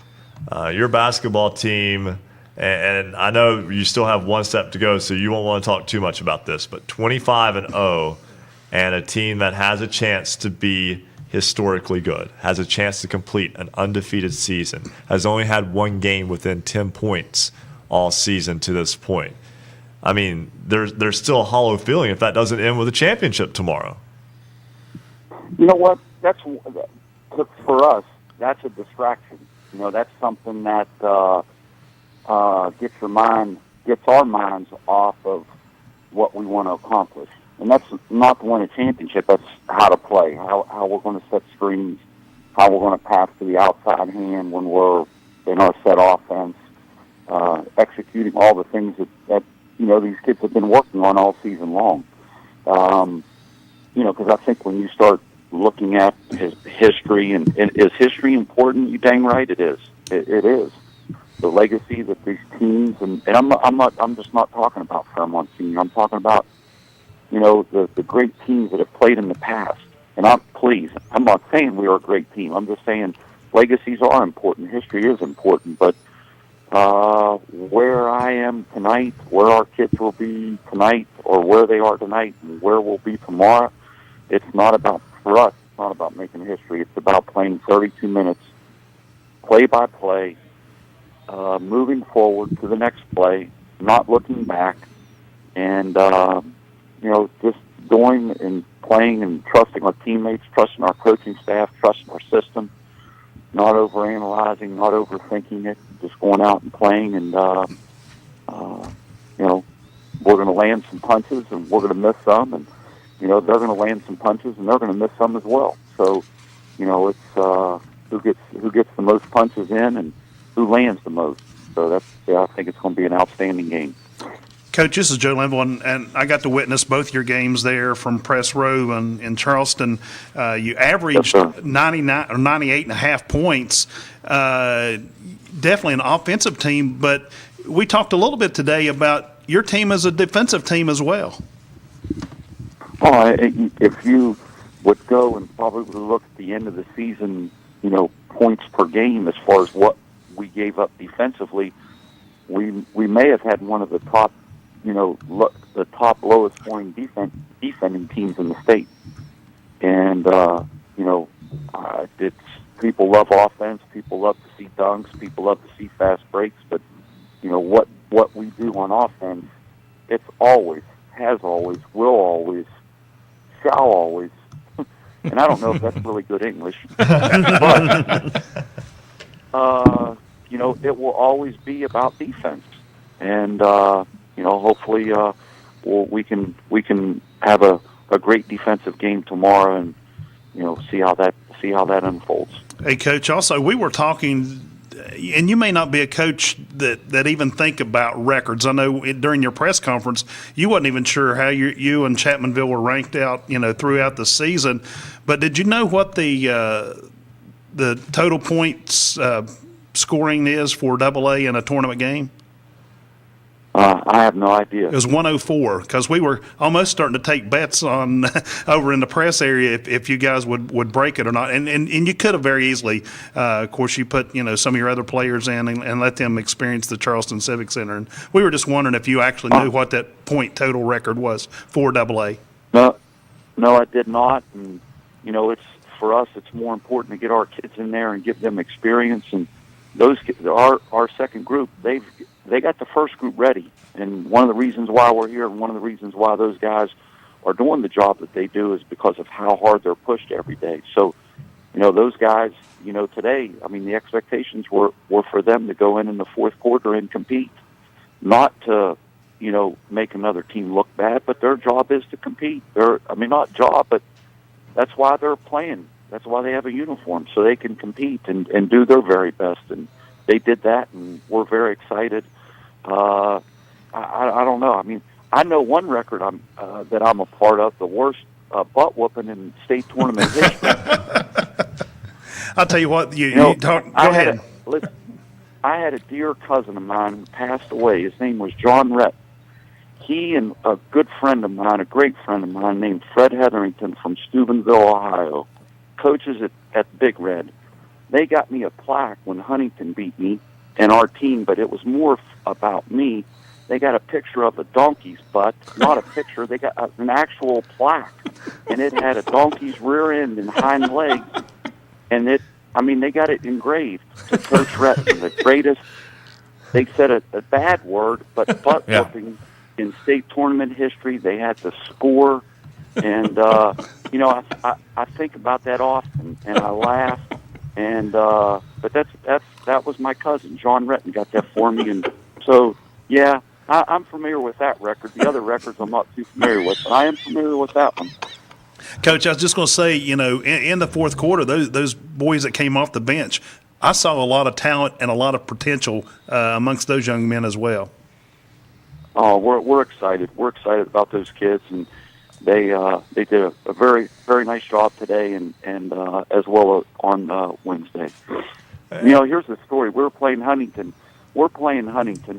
and all of my assistant coaches all year long. They've got O.J. Mayo first round, Patrick Patterson first round. So all year they said, coach, change defenses, change personnel, change this, do that all year long. So the game plan that we had was thrown out the window the first 15 seconds of the game. So I turned around and I said, "Hey guys, you got any suggestions?" And they didn't even respond. They didn't say, "Coach, do this, do that." So I'm taking shots to my chest, my head, just getting my brain feed in. And these guys, they had nothing to say to me, nothing to say. But I do records. I know that record. Coach Dave Retton of the Fairmont Senior Polar Bears and his team, a very talented team. We don't have a lot of time, unfortunately, so I do want to go over this really quickly. Jalen Bridges, 25 points. Zion Dobbs, 20 points. Tavion Horton, 12 points. But all of those guys played, under 25 minutes, basically 3 quarters or less from those guys. And you've been waiting to play Chapmanville. Chapmanville was a team that you had to come back from 10 points behind to win your second consecutive AA title a year ago. You were able to do so. We've talked with Coach Napper. He says you're better than what you were a year ago. They feel that they're as good or better than what they were a year ago. This is a great matchup, and I hate to overspeak this, but your team had 60 points in the paint in this game tonight. I know a lot of that comes from fast breaks and so forth off of your defense and drives through the basket. But at the same time, they have a rim protector, and that kind of makes them a little bit different than what the other teams that you have faced in the state tournament so far have had. Yes, they certainly do, and we have the utmost respect. It's really interesting because I feel the same about his team. I feel that they have improved tremendously, and they were really good last year. I feel they've really improved. And I also feel the same about us, that we've really improved. They have a rim protector. He's agile. He's got great length. I say we have some experience because playing the kid from North Marion who's 6'9", he's wide, certainly a wider, bigger body. What that means tomorrow, I couldn't tell you, but certainly he is a presence inside. Certainly a big presence for them inside. Coach Dave Retton of the Fairmont Senior Polar Bears, thanks so much for joining us, and best of luck tomorrow in the Class AA state title game at noon against Chapmanville Regional, going for 3 straight. Thank you so much. And what you guys said about Mick Price was spot on. I mean, there are so many guys in West Virginia that do a lot, not only for their programs and their kids, but other kids and other programs and just basketball in general. And you guys were spot on when you said he's an ambassador of the game, and we are blessed to have Mick in our state. Not only is he a great coach, great person, but just he represents basketball, and I just wanted to say what you guys said about him was spot on. And Coach, we greatly appreciate that. You too serve as a great ambassador to basketball in this state with the success you've had and also the work you do beyond what people see on the bench. Dave Retton is the head coach of the Fairmont Senior Polar Bears. We're going to have to go to Jordan Mounts right now. That AAA semifinal game has ended. Jordan, we've got, again, another short time here, but we do know our AAA state championship matchup now. Yeah, your AAA state championship matchup is going to be the George Washington Patriots taking on the Martinsburg Bulldogs. Guys, great game to watch. That run that George Washington went on there in the middle of the fourth quarter at the end of the third quarter turned out to be the difference. The Applemen just couldn't make it up. Well, Jordan, thanks so much. We will get more from you in a moment, and we've got to take a break. I've got to take a break right now. When we come back, we will talk with Jared West, who had an outstanding game today as the Marshall Thundering Herd won its opening round game in the NCAA tournament. First time it's ever won an NCAA tournament game. And this time a year ago, he was in Charleston getting Notre Dame to a single-A title. And we're trying to get another guest, too, to go with that. That's when Basketball Friday Night in West Virginia continues on the Fast Break Sports Network. Basketball Friday Night in West Virginia will return in 2 minutes on the Fast Break Sports Network.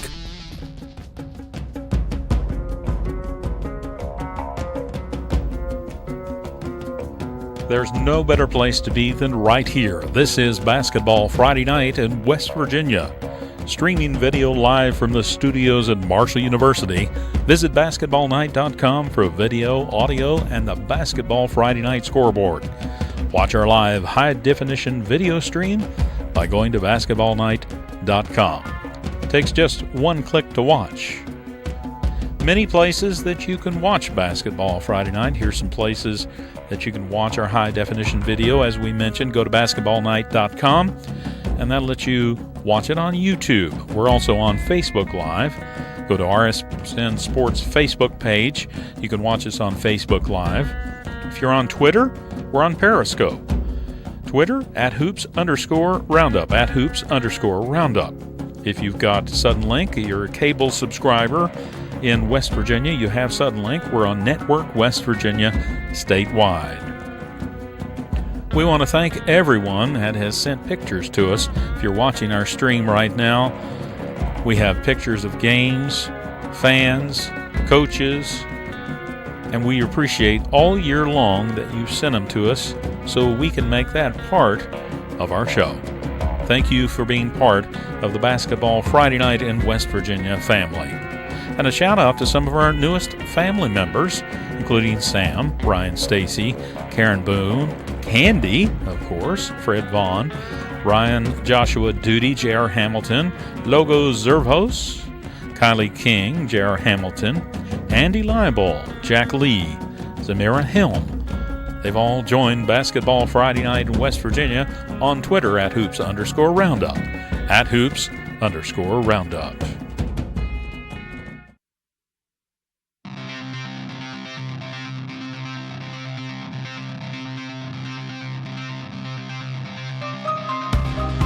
Stay up to date on your favorite teams. Check out basketballnight.com.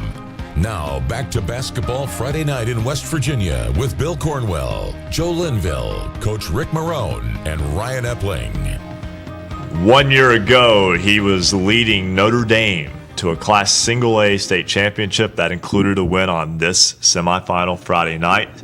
Tonight, he is in San Diego, California, where the Marshall Thundering Herd defeated Wichita State in the NCAA tournament today, and he had a couple of very important plays in that game. Jared West joins us now on the program, and Jared, first off, wow, congratulations on that win today. Thanks, man. I appreciate you guys having me on the show tonight, man. 1 year ago, you were in Charleston. I know a lot of the folks there are experiencing that now. And, I mean, I know it's a different setting playing in the NCAA tournament, and the stage is different. Did the state tournament in any way prepare you for what you are a part of right now? I don't know. It's hard to say. It's obviously similar as far as, you know, everybody wants to play in the NCAA tournament. Everybody wants to play in the state tournament. But obviously, like you said, the stage is a lot different. NCAA tournament, that's the national stage. You're on TV. Everybody is watching you at your every move, your every play. But I would say, you know, I think the state tournament helped me just as far as, you know, trying to not be starstruck in the light, and, you know, trying to not be nervous and anxious to play and stuff, and rather just to be calm, cool, and collected, and be able to play at a high level. So many of your teammates have made an impact, quite frankly, not only throughout the state of West Virginia, but in Charleston, in the state tournament in years past. You talk about a C.J. Burks at Hedgesville, John Elmore from George Washington, Rondell Watson, who had success at Greenbrier East. Did the 304 boys have a little bit of a bond there? For sure. I think that brings us all together even more, now knowing that we're all from West Virginia. I think that that allows us to play with the chip on our shoulder and gives us even more of an edge to compete, because we just want to show everybody in the country that players from West Virginia can play. And I think our state gets a lot of, you know, I think they don't get recognized nearly as much as they should, because we have a lot of great players, and I don't think we get talked about enough, to be honest. So I think that just helps us even come together even more. And I think it allows us to play with the chip on our shoulder and makes us want to just prove a lot of people wrong. 4 steals today, and 2 that were very, very timely late in that ball game. And one of them, Jared, it kind of, in many ways, it seemed like, and I'll quote this in my own just quote, the most Marshall thing ever. You had a breakaway for a layup. They were actually backing off, but you'd had a layup blocked earlier. So I think you thought someone was coming. You circled out around. You find John Elmore, who hits a 3. Yeah, that was that's actually what was going through my mind. I just got blocked 2 plays before after I got a steal. And, you know, I couldn't really tell where the guy was behind me. I didn't want to look behind me, but I couldn't tell where he was. I couldn't feel him. So I just circled around because I thought it was a safer play, but it turned out I probably should just laid the ball up. But, you know, it came out good because, well, first of all, 3 is worth more than 2. John hit a big 3 for us. And, you know, I think that was just a huge play in the game. I think everybody was, you know, Jared, oh my gosh, what are you doing? You know, I think it worked out for us. I think it worked out for us in the end because John was able to get a 3. And like I said, 3 is worth more than 2, so we'll take it. Jared, this is Bill Cornwell, and I know you guys just after the game had to be getting on your phones and checking Twitter and everything. And what was yours and your teammates' impressions of maybe some of the scenes back here in Huntington and in West Virginia, the reaction of you guys beating Wichita State? Well, all of our phones were blown up. I mean, shoot, I didn't even want to check my phone. I just saw a bunch of notifications, and I was just like, crap, I just want to throw it away right now. But, you know, just looking at text and, you know, Twitter and Instagram and stuff like that, man, it's honestly just amazing what we're going through right now. It's really a blessing. It's a great experience. But it also goes to show how good the fans are in Huntington, how blessed we are to have those fans at Marshall, because they supported us all season long. They've been behind us all along, and they've stuck with us this whole journey. And, they're still supporting us they're talking about us all the time. But, it's just a great experience. I'm glad we were able to get through it. Hey, Jared, this is Joe Linville. I got to watch the end of your game there. I was in Charleston at the basketball tournament, but it seemed like you had a good crowd there, not only the Marshall fans, but it sounded like a lot of the West Virginia fans were cheering for the Herd as well. Yeah, it was a very good fan base, actually. San Diego State's a really nice gym. It's a pretty big gym. And but our crowd, it traveled really well, and I think it carried us for most of the game, to be honest. But also, West Virginia coming in to play after us, and I think their fans were sitting in the stands. And, I just think that made the atmosphere even that much better. Murray State fans are piling in, West Virginia fans are piling in. Our fans, Wichita State fans are already in there. So I think that just made the atmosphere that much better for NCAA March Madness game. Jared West, a year ago, led Notre Dame to the Class A state championship. Now starting point guard for the Marshall Thundering Herd. They will take on West Virginia in the round of 32 Sunday. So many ties to that. We thank you so much, Jared, for joining us, and congratulations on that win today.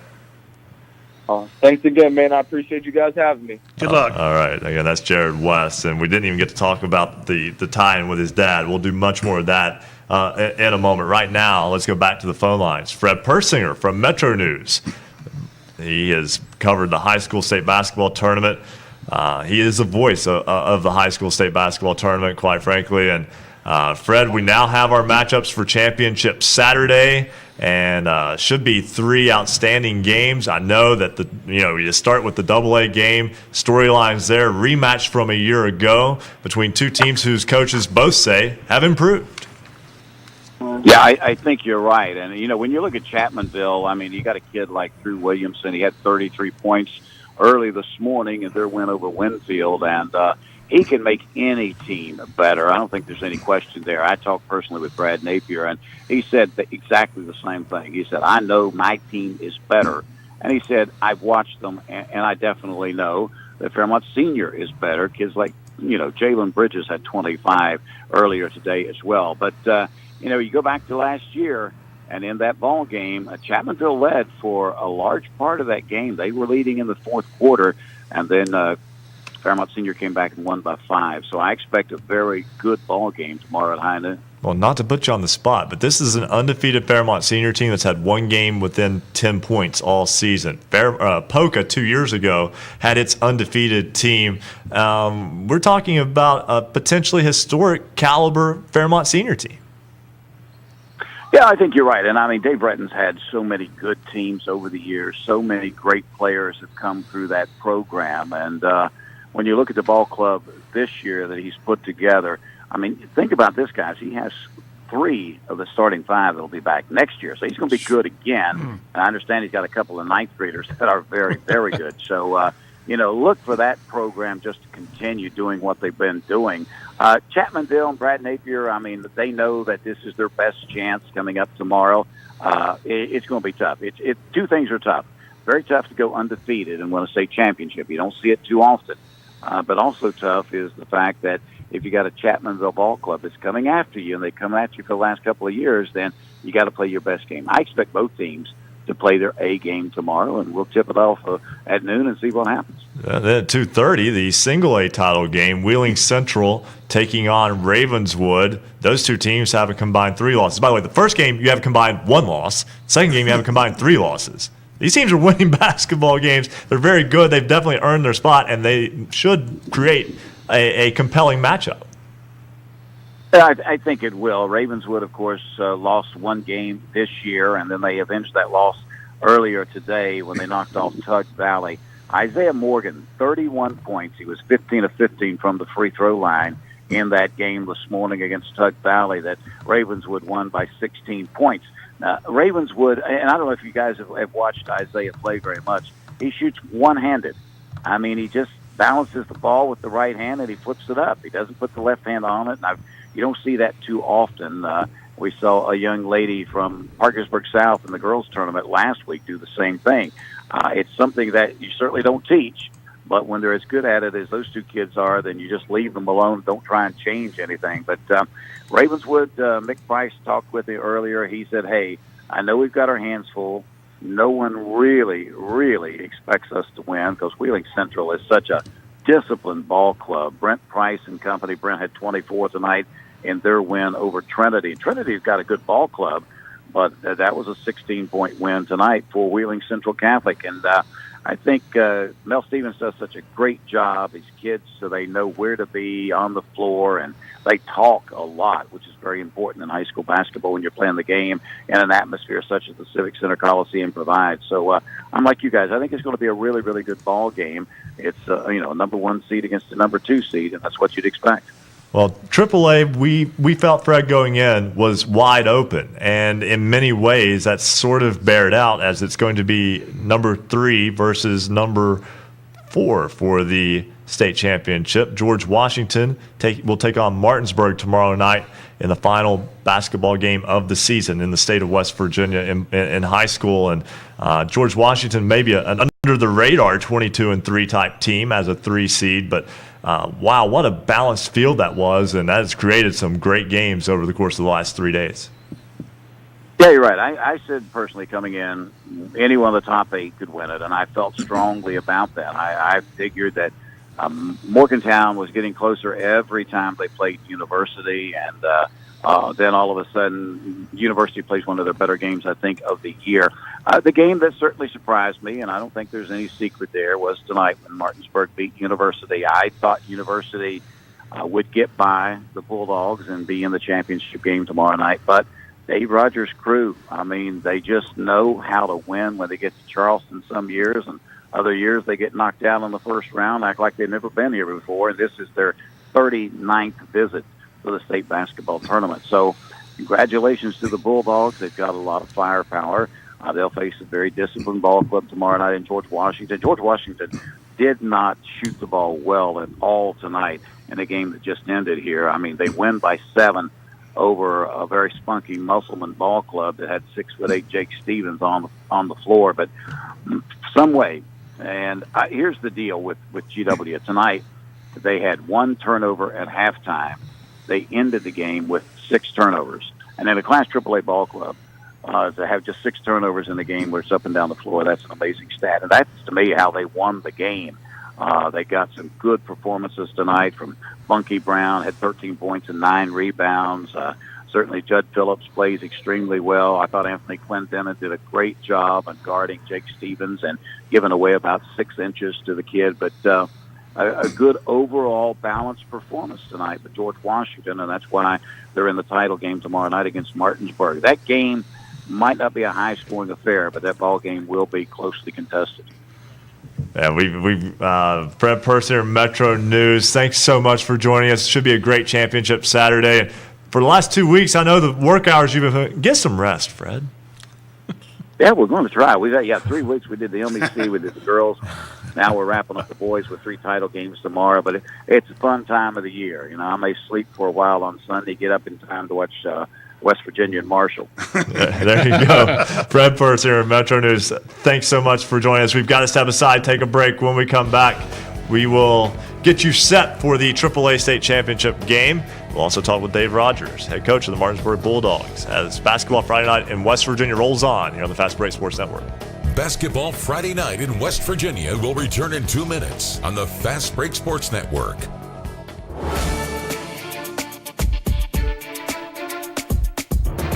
If you love basketball, then there's only one place to be on Friday nights after the game. This is Basketball Friday Night in West Virginia. Congratulations goes out to Jaden Lindsay, East Fairmont Bees, Jacob Clark, Riverside Warriors, Cole Honecker, Shady Springs Tigers, Sydney Nestor, Tucker County Mountain Lions, Isaiah Morgan, Ravenswood Red Devils, Deja Busby, Sherman Tide, Drew Williamson from the Chapmanville Tigers, Ashton Maxwell, the Buckhannon Upshur Lady Bucks, Casey Hinchman, Spring Valley Timberwolves, Whitney Sampson, Wayne Pioneers, Cole Whited, Philip Barber Colts, Abby Beeman, Frankfurt Falcons, and Kelsey Mintel from the Cameron Lady Dragons. What they have in common is they were selected by Basketball Friday Night in West Virginia as the Standout Athlete of the Week. Each week, we considered nominees based on leadership, performance on the court, academic performance, involvement in the community, and volunteer work.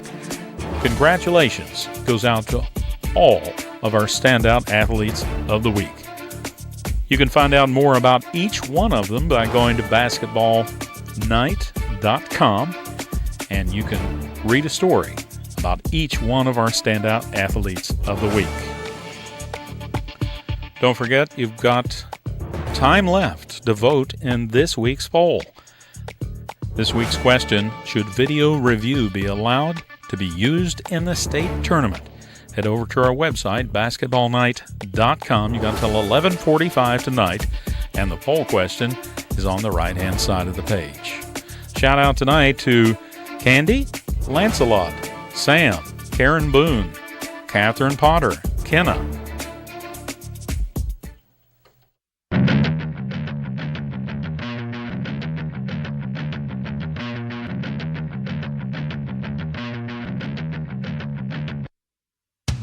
This is high school basketball's home for the Mountain State. Basketball Friday night in West Virginia on the Fast Break Sports Network. Now, back to your hosts, Bill Cornwell, Joe Linville, Coach Ric Morrone, and Ryan Epling. Gang's all here on Basketball Friday night in West Virginia on a spectacular Friday night, a spectacular day of basketball in the Mountain State. We'll talk with Dave Rogers after the break. I know that we ran a couple of segments, have run a little bit long, and we're almost up against a hard break. Joe, this has been a spectacular boys basketball tournament, though, all the way through. I thought, ironically, the morning session games may have been closer than the final score appeared in a couple of instances, maybe even all three instances. Well, in a couple of instances in this morning. This evening's games, though, were all very competitive. Yeah. The Chapmanville game this morning, the game right off the bat was a good game. I mean, Winfield actually hung in that game till late, and Chapmanville didn't break it open till in the fourth quarter.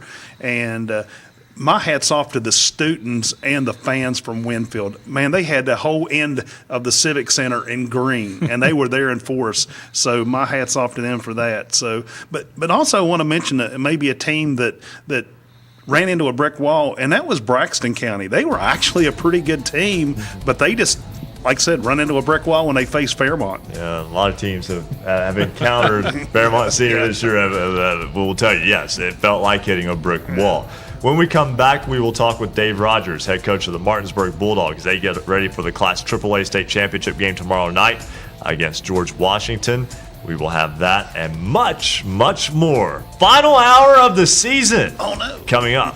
This is Basketball Friday night in West Virginia. Basketball Friday night in West Virginia will return in 2 minutes on the Fast Break Sports Network.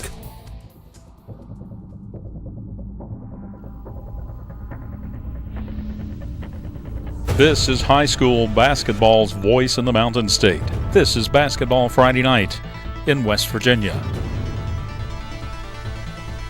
Special thanks to all of our affiliates carrying Basketball Friday night in West Virginia this season, including 103.7, Jack FM, WQWV in Fisher, the Valley's Watchdog, 1600 AM, WKKX Wheeling, 1370 AM, WVLY Moundsville, Jackson County's home for Southern Gospel, Singing News Radio 92.5 FM, WTHM LP, Ravenswood, Ripley, Knights Radio 91.5 FM WRSG in Middleburn, Talk Radio WRNR Martinsburg, 740 AM, 106.5 FM, Classic Hits 106, WHFI Linside 106.7 FM, 95 The Sports Fox, WBES Charleston, 950 AM, The Voice of the Coalfields 101.9 FM and 1290 AM WVOW in Logan,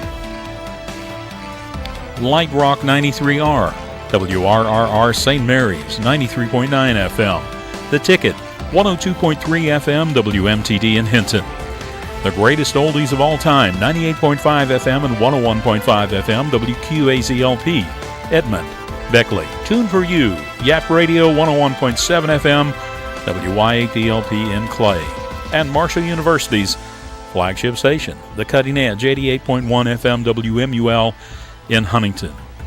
We also want to thank Suddenlink, carrying us on Network West Virginia statewide all season long, and also RSN Sports, carrying us on their Facebook page on Facebook Live.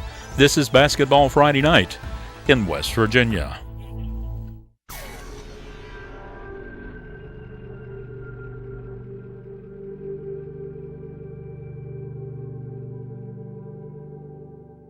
Welcome back to Basketball Friday Night in West Virginia. To join tonight's program, call 855-78-HOOPS. That's 855-784-6677. Follow us on Twitter @hoops_roundup for all the scores all the time. And visit basketballnight.com for a comprehensive look at schedules and standings for every team in the state. Stay tuned. Another hour of Basketball Friday Night in West Virginia begins right now. Final hour of the season, gentlemen, on Basketball Friday Night in West Virginia, episode 15 of season 5. This season postgraduate year. This season has flown by. I mean, this has gone faster than I think any of the seasons. Of course, maybe it's because I'm getting older, but you just never know. We got to keep going here because I don't want to keep anybody waiting. The AAA state championship game will be tomorrow night between George Washington and Martinsburg. We have Coach Ric Green of George Washington. We will talk with him in just a moment. He's been so kind of hanging there with us at the Charleston Civic Center. Dave Rogers from Martinsburg joins us now on the program. And Coach Rogers, first off, congratulations on getting your Bulldogs back to the AAA state championship game. Well, thank you very much. We're happy to be here. Well, dug yourself a little bit of a hole today. Pardon me? I said, dug yourself a little bit of a hole there, down 20-4 early on, and make it interesting, right? Well, by golly, I'm going to tell you what, we played a pretty good basketball team. They're the number one team in the state, and they did a great job, and we just kind of hung in there and hung around. And Coach, you were able to hold Caden Matheny to just 2 of 12 from the field. That's a young man who is one of the elite scorers in West Virginia. And what were you able to do defensively to limit his looks? Well, he is. He's an outstanding player, and you can tell he's worked very hard on his game. And I thought our little point guard, Gerard Bowie, who is a sophomore also, did a good job on him defensively. And he had a lot of help from his buddies that if he happened to break loose, we're helping. So when you have great players like that, you have to do some special things to make sure you hold him down a little bit. But I'm not sure it's what we did. He just maybe had an off night, but he is a great player. Hey, Coach, this is Joe Linville, and looking over the stats, the comparison stats, you guys were pretty even, but one stat that really jumped out was second chance points.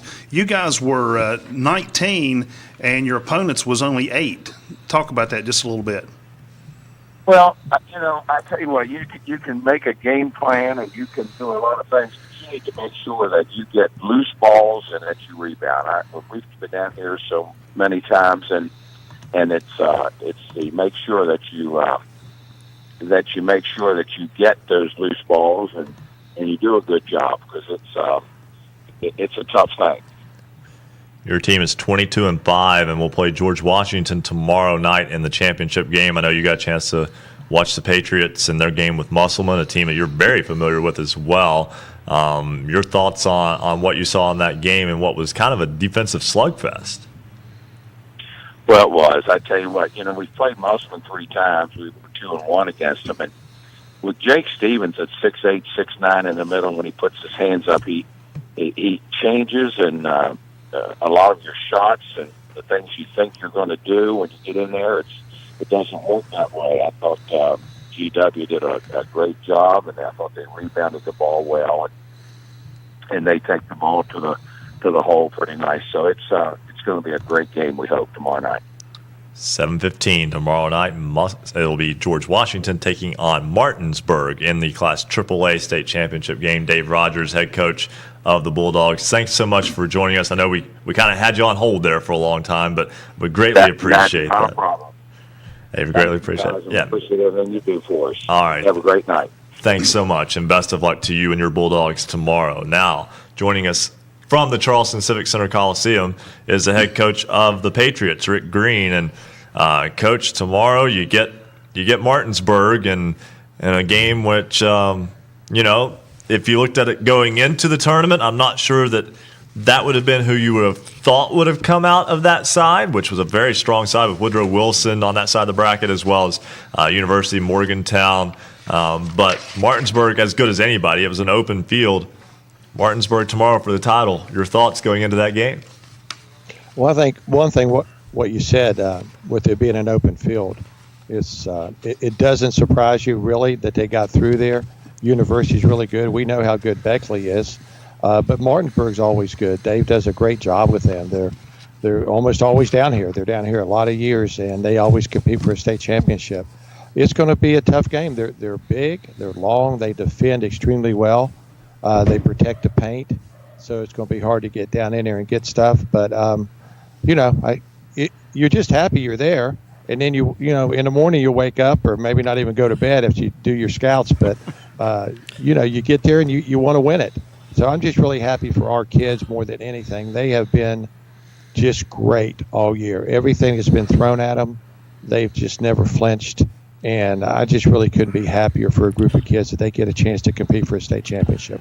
Rick, this is Bill Cornwell, and we talk with coaches from the MSAC so often, and teams from the league have been so successful getting to the state championship games in AAA. Of course, Huntington has just kind of made a franchise out of it, but this is your opportunity. And you guys ran the gauntlet this year in that league, and I know it pays off for you at this point. Oh, it does. You feel like most years you feel like if you get in the top 3 or even 4 in MSAC, you can at least compete for the state championship. And Huntington's kind of carried that a little bit, getting 3 out of 4. So I'm not sure the rest of us held up the end of the deal from an MSAC standpoint. But hopefully we'll come out and play well. And Martinsburg will play well, and it'll be a great game, and whoever plays the best wins. I think that's the way it should be. Coach, you survive a night where you go 21 of 63 from the floor as a whole, 33%. 4 of 6 from three-point range. So you shot the ball well from there, but 3 of 12 from the free throw line. Now, I can buy that Musselman's defense, and especially Jake Stevens in the length, he had 7 blocked shots in the game, can give you a lot of fits on the inside. 3 of 12 from the free throw line seems a little off. Well, I think we thought he was still guarding us. So that's kind of been us. We, some games we'll come out and shoot free throws really well. Other games we struggle. Now, we've never done 3 for 12. But I just think it was so physical tonight and in a clean way. And they let us play on both ends of the floor, very consistent on the whistle.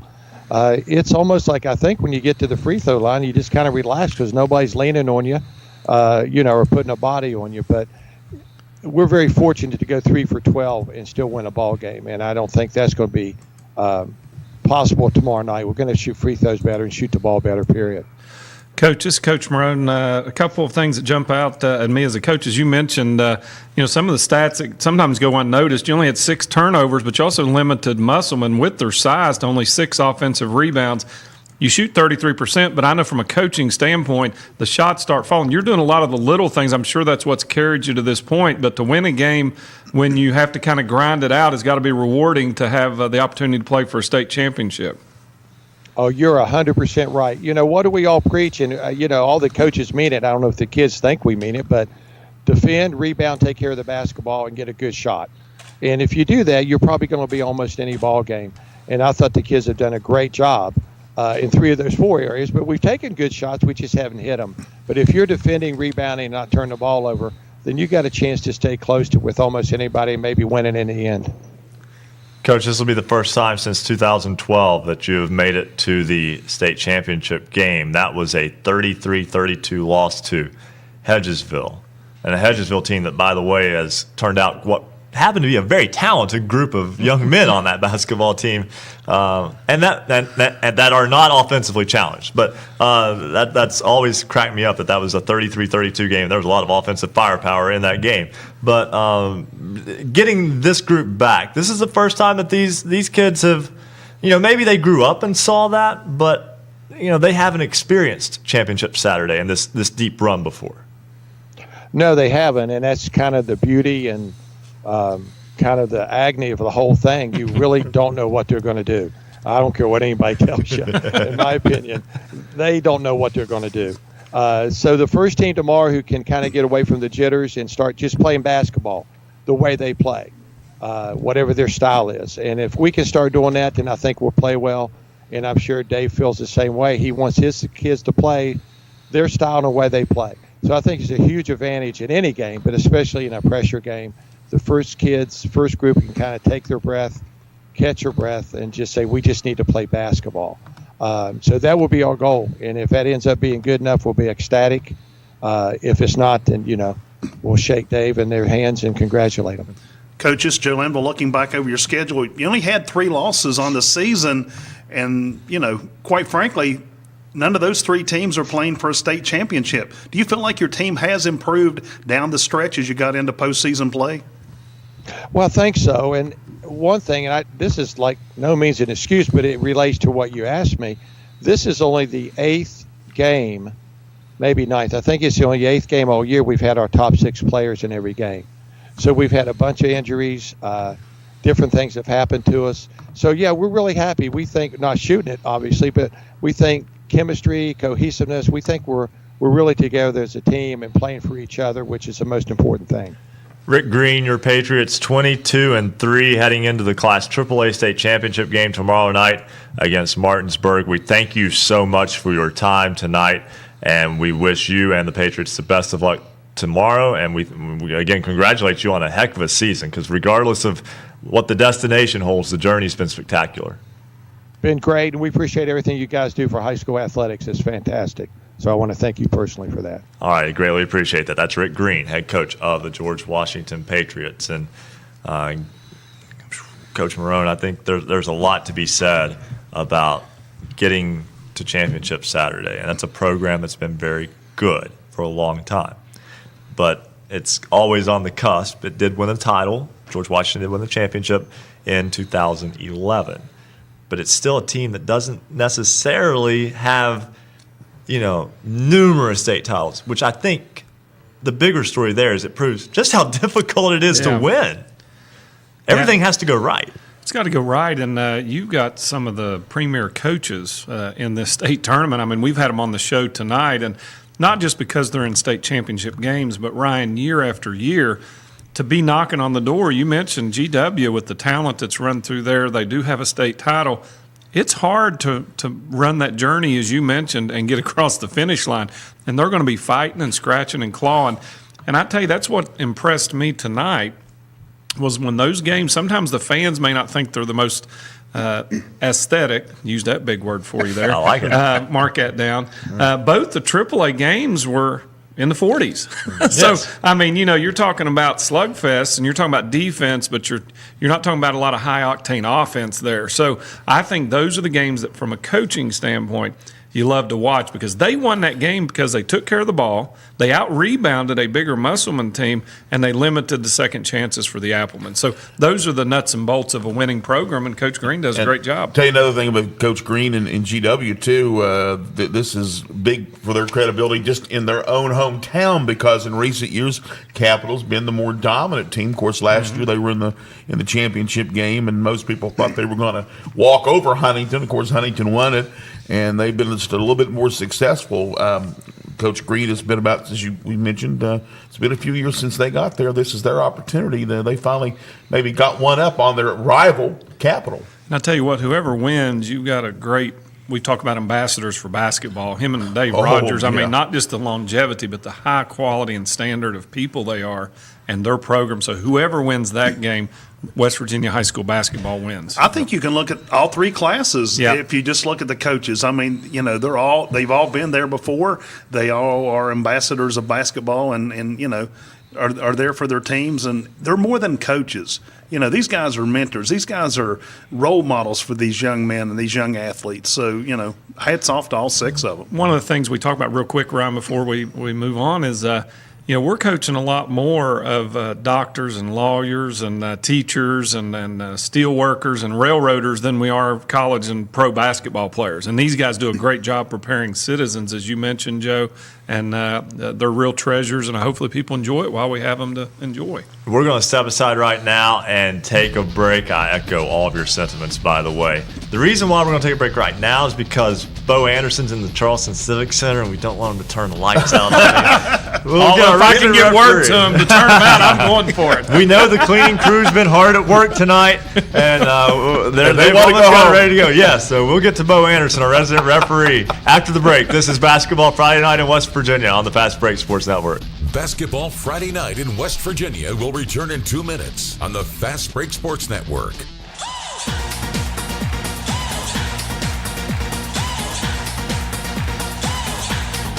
This is high school basketball's voice in the Mountain State. Basketball Friday Night in West Virginia. The Marshall University Sports Journalism degree is designed for you to find a job to put your knowledge and training to work after graduation.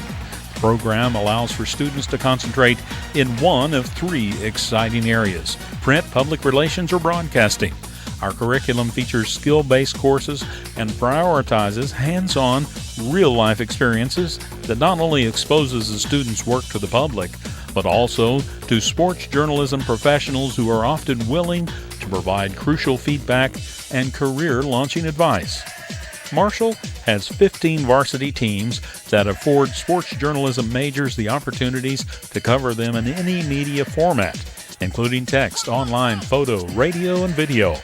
Hands-on experiences come through Marshall's student-powered media, the Parthenon, WMUL Radio, and Herd TV, as well as communications campaigns, off-campus internships, and an expansive alumni network in all areas of expertise. The Marshall University School of Journalism is ready and eager to help you start your sports media career. Learn more about the exciting possibilities by visiting marshall.edu/SOJMC. Thanks for joining us here at Basketball Friday Night in West Virginia for our final edition. Don't forget the poll question. Should video review be allowed to be used in the state tournament? You've got till 11:45 tonight. And a shout out to some of our newest Twitter followers this week. Joining us, Olivia, Rob Scheib, Brandon Wickline, Stephanie, Karen, and Tri-State Storm. They're all now part of the Basketball Friday Night in West Virginia family.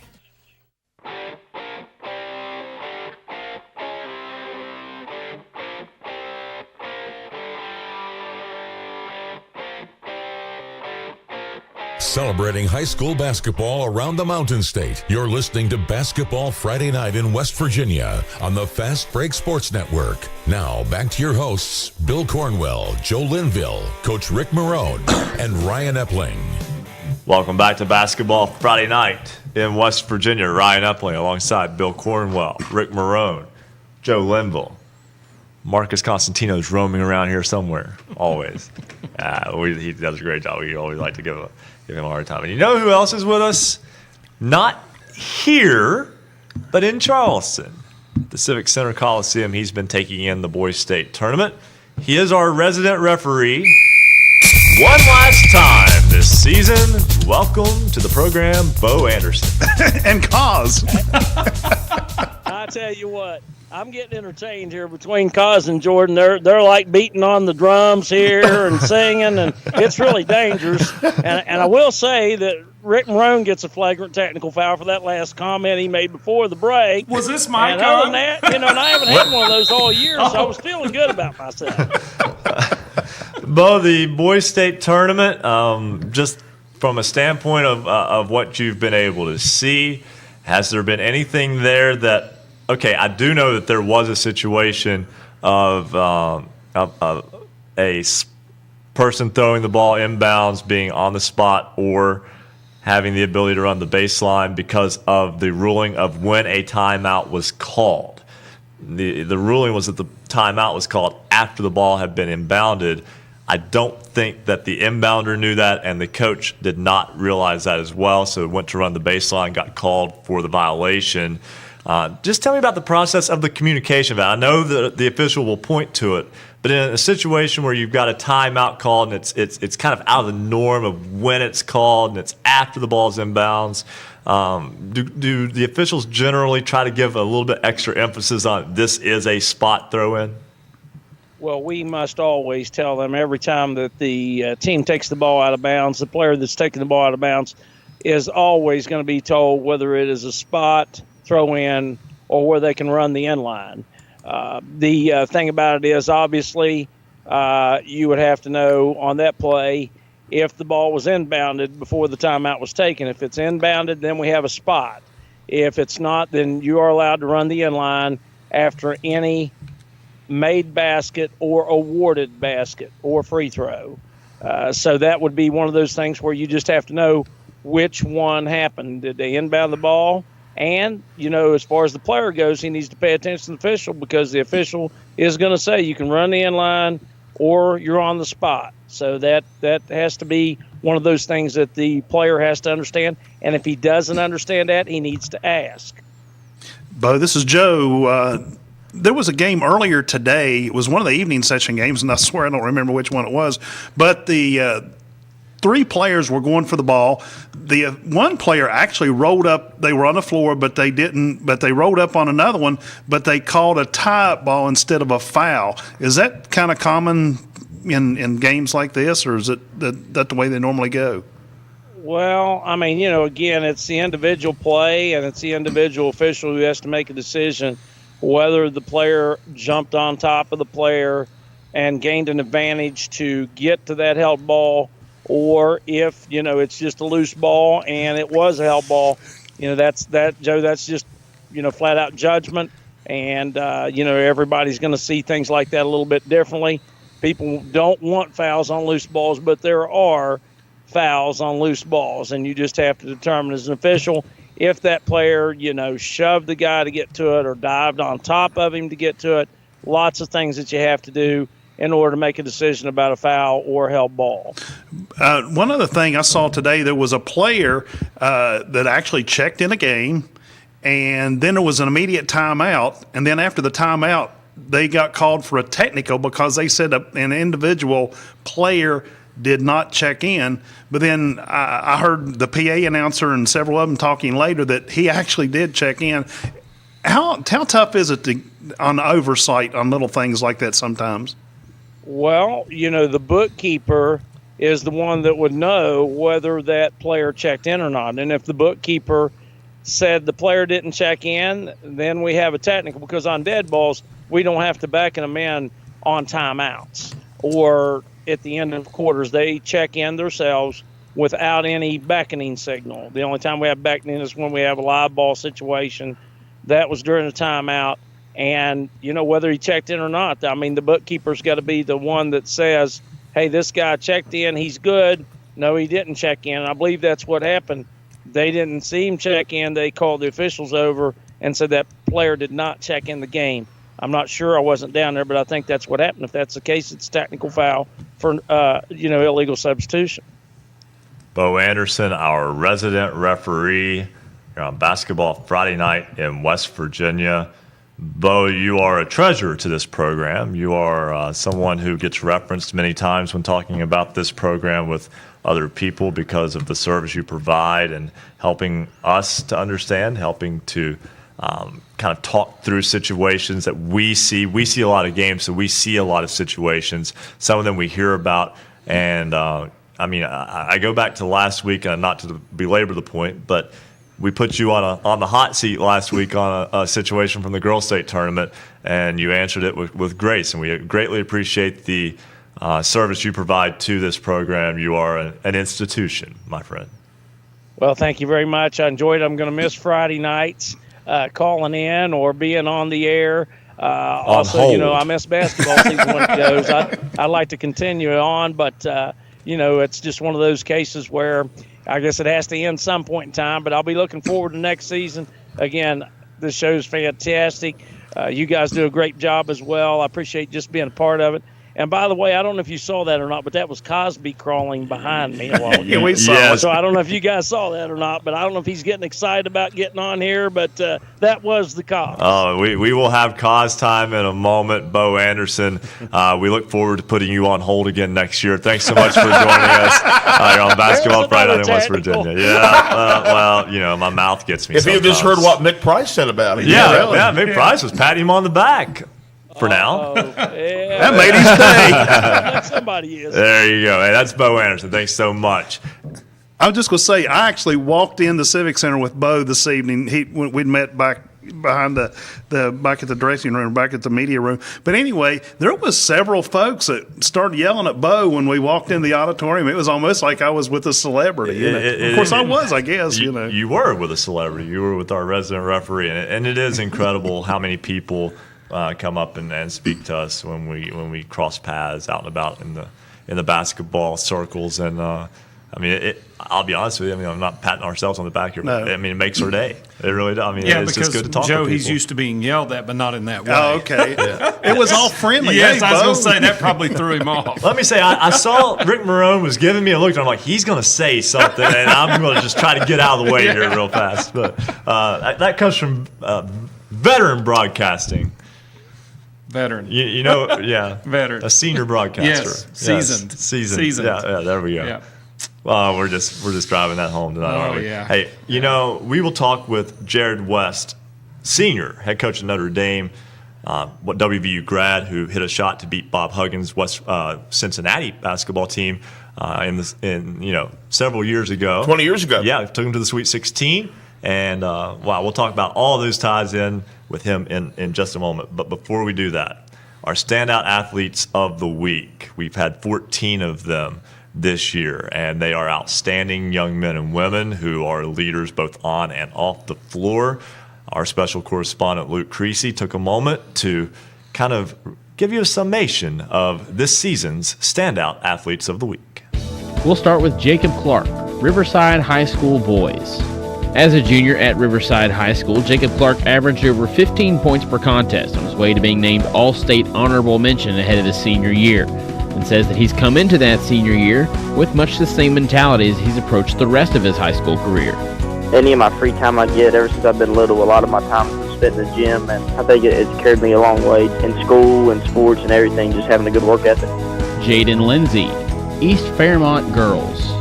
Jaden is now a role model for the other 17 student athletes on the team because of the time she spent playing such an integral role for the Bees. Knowing that I'm there and they're there for me, I think really helps our chemistry as a team, and that really makes it easier because they all kind of listen to what I say since I've been here the longest, so it really helps out. Cole Honecker, Shady Spring High School boys. Providing leadership in ways where leading by example is not the best option. It wasn't too fun, but, I was still there supporting my team. I wanted them to make sure, I was still there for them even through the injuries. And, that's the way it's going to be. If I go down in the end, I'm always going to be there. I'm not, supporting my team. Jeffrey Honecker, who coached his son's summer league team and has been there every step of the way in Cole's recovery, says through it all, his son has recognized his value to the Tigers despite the struggles with his ankle. Sydney Nestor, Tucker County High School girls.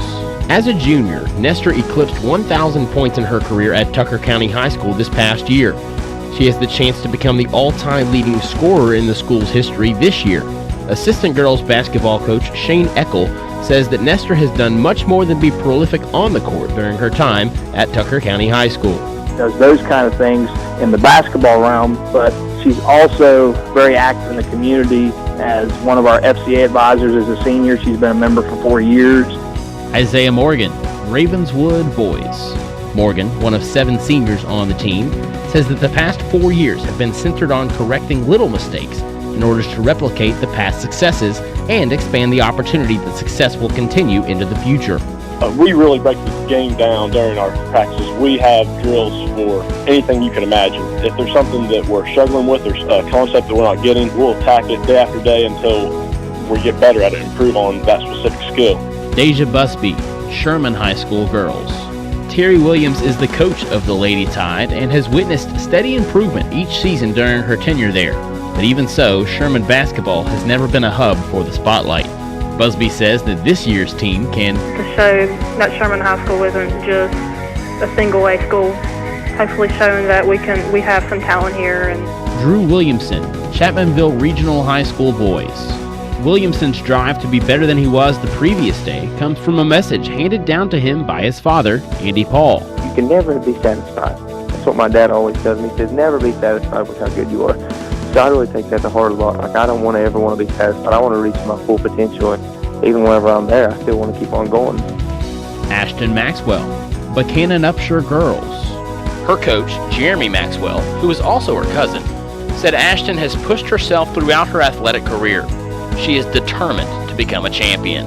She's fought adversity her whole career, started having some back issues, which is one of the reasons why she played soccer, to kind of keep those back injuries down, and then she got an injury in soccer. It just seems like one thing after the next. She's just been so strong in her faith and just a strong person in general, and when you have success, that breeds determination and hard work, and that's what I think has happened here. Casey Hinchman, Spring Valley High School boys. Hinchman said it was difficult to schedule a time when everyone would be available due to other activities and vacations, but having teammates eager to participate made the process easier. You know, we have a lot of guys on our team who, are really passionate about getting better, and, that makes it a lot easier when everybody on the team wants to get in the gym and get shots up and improve. And I feel like we've had a lot of guys who just want to improve, especially in the off-season, because that's when you get better and that's when the results show. Whitney Sansom, Wayne High School girls. Sansom entered her junior year at Wayne High School as the starting point guard for the Lady Pioneers.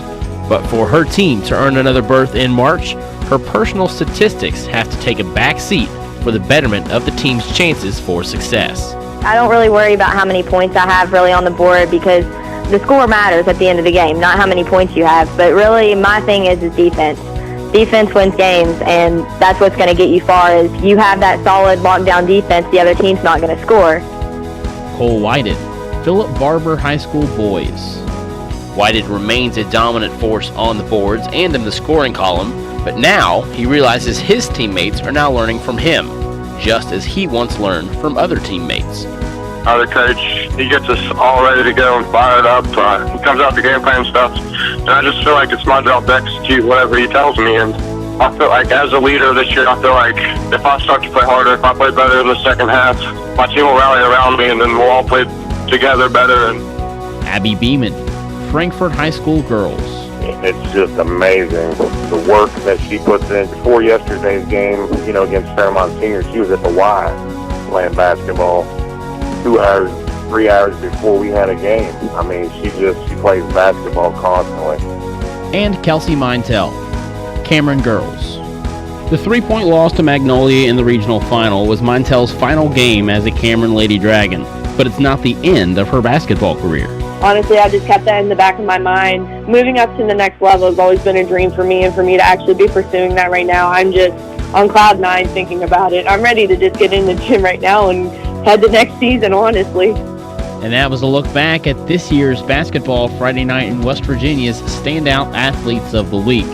Thanks for all the nominations throughout the season, and congratulations to each one of our Standout Athletes of the Week. One final time for Basketball Friday Night in West Virginia, I'm Special Correspondent Luke Creasy. Basketball Friday Night in West Virginia will return in 2 minutes on the Fast Break Sports Network.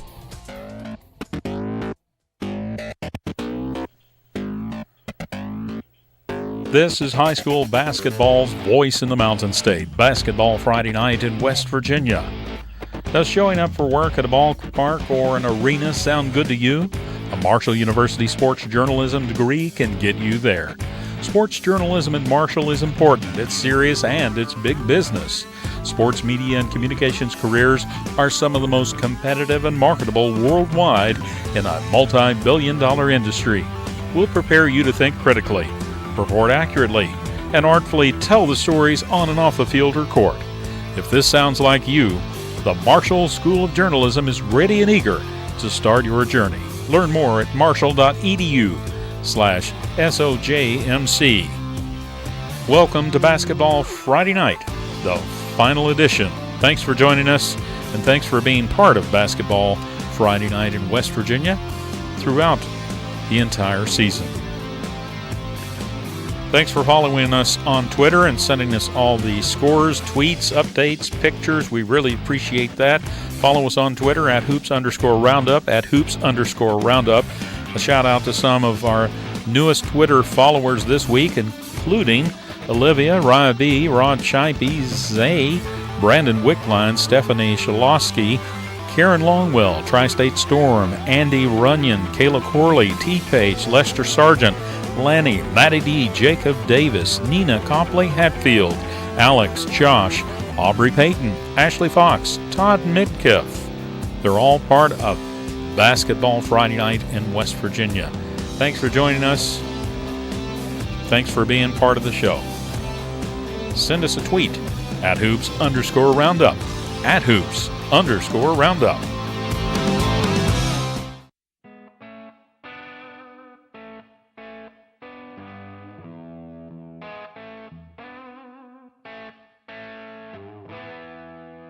Stay up to date on your favorite teams. Check out basketballnight.com.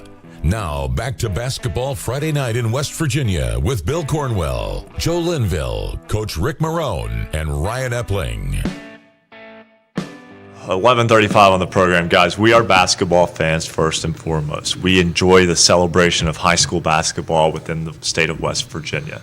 That can extend to college, but we are basketball fans first and foremost. And before we go to our next caller, and we had no plans of doing anything college related tonight as of this time last week. But one thing that the people in the back do, they do a great job of being flexible and making things happen on a quick turnaround. Before we go to our next caller, I want to quickly give you a final score that, if you have not been following along, will absolutely stun you. Blow you out of the water. From the NCAA Tournament South Region first round, 16th seeded University of Maryland, Baltimore County has defeated number 1 seed and ACC champion Virginia by 20 points. The champions, I believe, was it the America East Conference? Don't know what conference they're from, but they're definitely bracket busters. They beat Vermont last week. I think it's the America East Conference. Yes. And I had picked Virginia on my bracket with CBS Sports as the national champion. See ya. But you know what? That's part of the fun of March Madness. It sometimes, is. to me, I love to be right, but at the same time, I don't care to be wrong. I like upsets. I Exactly. really do. Like, I always like the underdog. Nothing wrong with that. Burn the bracket down. That's fine with me. You know what? Also, earlier today, a group of West Virginia kids in college led Marshall to a victory over Wichita State. And they will play WVU in the round of 32 Sunday in San Diego. Do you know what that means? A West Virginia team will go to the Sweet 16. A West Virginia team will be going to the Sweet 16. I thought you were going to say, well, the state's just going to be shut down Sunday. Well, That probably will too. And there is one person who has a unique perspective on this that absolutely no one else does. His name is Jared West Sr. He happens to be the head coach of the Notre Dame boys basketball team that won the state championship a year ago. They fell in a tough multiple overtime game with Trinity in the opening round of the tournament last night. Yeah, boy, it seems like it's 4 nights ago already. Jared West Sr., though, joins us now on the program. And Jared West, a WVU alum, well-known in basketball lore for a shot that beat Cincinnati, who was coached by Bob Huggins at the time, and his son is now a starting guard at Marshall. Jared West, how you doing tonight? Yeah, you know what? The last 24 hours is the epitome of March Madness. Basketball at its finest. You go and you wear different hats, and it's funny. Last year at this time, little Jared was a senior, and we were trying to win a state championship. And you fast forward a year, and he's in San Diego. Well, go back last week, they won the Conference USA tournament. Now he's in San Diego, and to be honest with you, it's funny. I talked to him before we played Trinity, and he wanted to be with his high school guys, and as a dad, I wanted to be in San Diego with him. It was just a mixed bag of emotions, and then the thrilling game last night. And I take my, Coach Folks at Trinity did a great job. They won, so you're kind of down and out, and then you pick yourself back up, and you're able to watch your son and a group of West Virginia kids, like you just said, experience. One of, if not the best moment, especially to their life to this point, but maybe for the rest of their lives. So God is good. It's amazing what this game of basketball, the experiences that you have, but it's been a great day. Yeah, it's almost been 20 years to the day since the shot. Trust me, I've heard that in the last week a lot of times, and I especially heard it today. Once things materialize as it pertains to Marshall winning and then WVU winning, and it's crazy because in my mind I'm still 20. I'm a 20-year-old in my mind, so it's hard to believe I have an 18-year-old in college. But yeah, time flies. Tell you what composure that he showed as well today, because he didn't shoot the ball very well, but his floor game was still very good, and then he hit a big shot late in the second half of that ball game. And I mean, that's beyond being a freshman, and that doesn't even take into account the one-man press defense that he runs. Right. Well, you know what? I talked to him, 2 days ago, and as soon as he got the scouting report, and as soon as they watched film, and he knew he was guarding Shamit in the beginning, he was fired up. Anybody that knows Lord Jared knows he's a defensive-minded player, so he was excited about that. And the good thing is this year he's not in a situation to where he's relied upon heavily offensively, so he can really focus on being that bulldog at the top of the defense. And then in the second half, the little shooter, I mean, he was on fire, so they put little Jared on him to try to kind of corral him a little bit. But, he's always been a gamer. That shot he hit today, late shot, it was very eerie. It reminded me of state championship run he had last year, and I'm just proud that he had the confidence to pull it. I'm thankful that Coach D'Antoni is. When you play with Marshall, you're open. Yeah. And I mean that in a very complimentary way. He instills confidence. He wants those guys to play free flowing, and I think that's the reason why you see John Elmore thriving and C.J. Burks and those guys. And like you said, Lil Jarrett didn't shoot the lights out today, but for a kid who hadn't shot, great today, to have the confidence to not look over his shoulder and not shoot a kick out three or hug in the line three. It was a deep one, 71-70. So for him to have that confidence, I mean, the coaches really believe in him, and I was just happy that we were able to pull it out. Coach, this is Bill Cornwell, and of course we talked to Little Jarrett about an hour ago, and we asked him about the experience last year in the state tournament and how it translates to the NCAA stage. He said, "Well, it's a bigger stage, but it didn't hurt having that state tournament experience and going through what he went through last year on to success."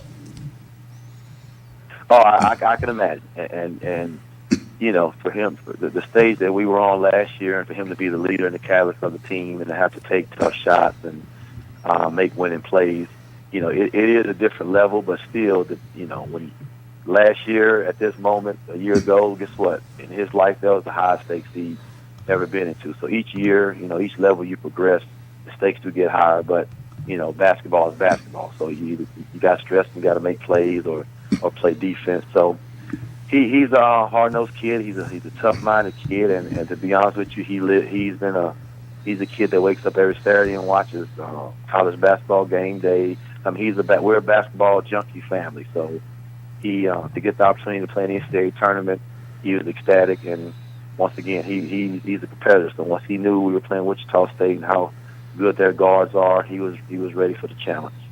Hey, Coach, it's Joe Linville, and again, just compliments to your family, how you endure and just wrap your arms around the game of basketball. But on a fun side, I got to ask you this. Do you have one of those house-divided shirts that you can wear Sunday afternoon? Well, you know what? It's funny. I never thought I'd be wearing green. I'm WVU through and through, but I must admit, everybody at Marshall has embraced my son and the West family, so we do bleed some green as well. I love WVU. I love what Coach Huggins has done with the program. We are a defensive-minded family, so we love the style that WVU plays. So, it is going to be kind of eerie. It's going to feel awkward, rooting for Marshall. But, we live in the state of West Virginia, so we're excited. We're excited that, like you said earlier, one team will be going to the Sweet 16. Hopefully it's Marshall, but it is going to be. It's going to be very, very interesting. Fascinating. I mean, just the way this has all played out. Jared West, senior, head coach of the Notre Dame boys basketball team, WVU alum, and the father of Marshall starting guard Jared West. And thanks so much for joining us. And hopefully, do you get to get out west? Are you in making plans to get out there? I know it's a short notice. Very, very short notice. Maybe, I don't know for sure, but all I can say is God is good, and God always finds ways of opening doors. So, I'll just leave it at that. But just rest assured, on Sunday everybody will be tuned in and rooting for a good game, and just happy. And to the biggest thing, it's just so great for the state of West Virginia to be on that stage, and I think it's great for the generation of kids that was like playing this year in the state tournament to see Marshall and WVU on that stage. It gives everybody such, something to reach for, something to strive for, people to look up to and try to reach those goals. So it's just a great time to be a basketball lover in the state. Absolutely. And a tip of the hat to you and your family for their contributions as well. Not the only, Jerry is not the only West that is known. He might still be the best known, but Jerry West, thanks so much. Oh, thank you. Thank you for the invite. All right, we've got to step aside and take a break. When we come back, our final segment of the season, cause time, poll question, and I want to play something from the girls' state tournament that left a lasting impression on me, and I think it will you as well. That's when Basketball Friday Night in West Virginia concludes after this. Basketball Friday Night in West Virginia will return in 2 minutes on the Fast Break Sports Network.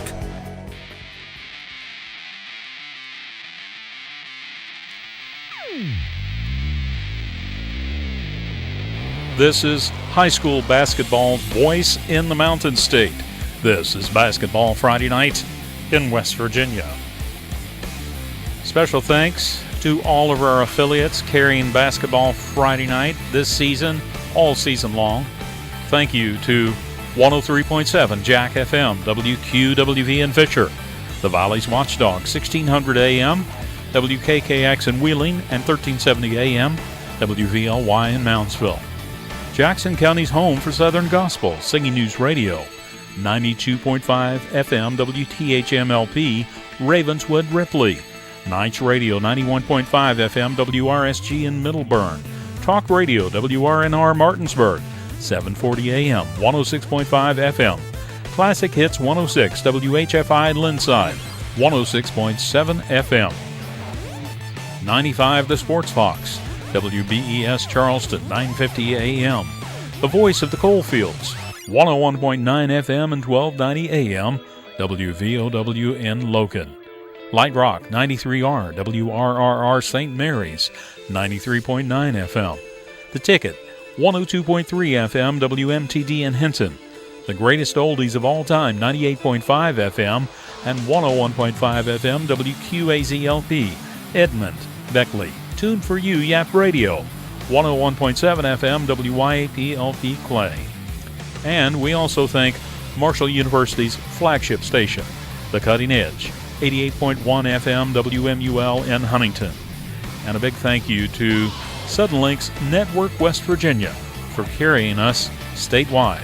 Also, RSN Sports broadcasting us on Facebook Live.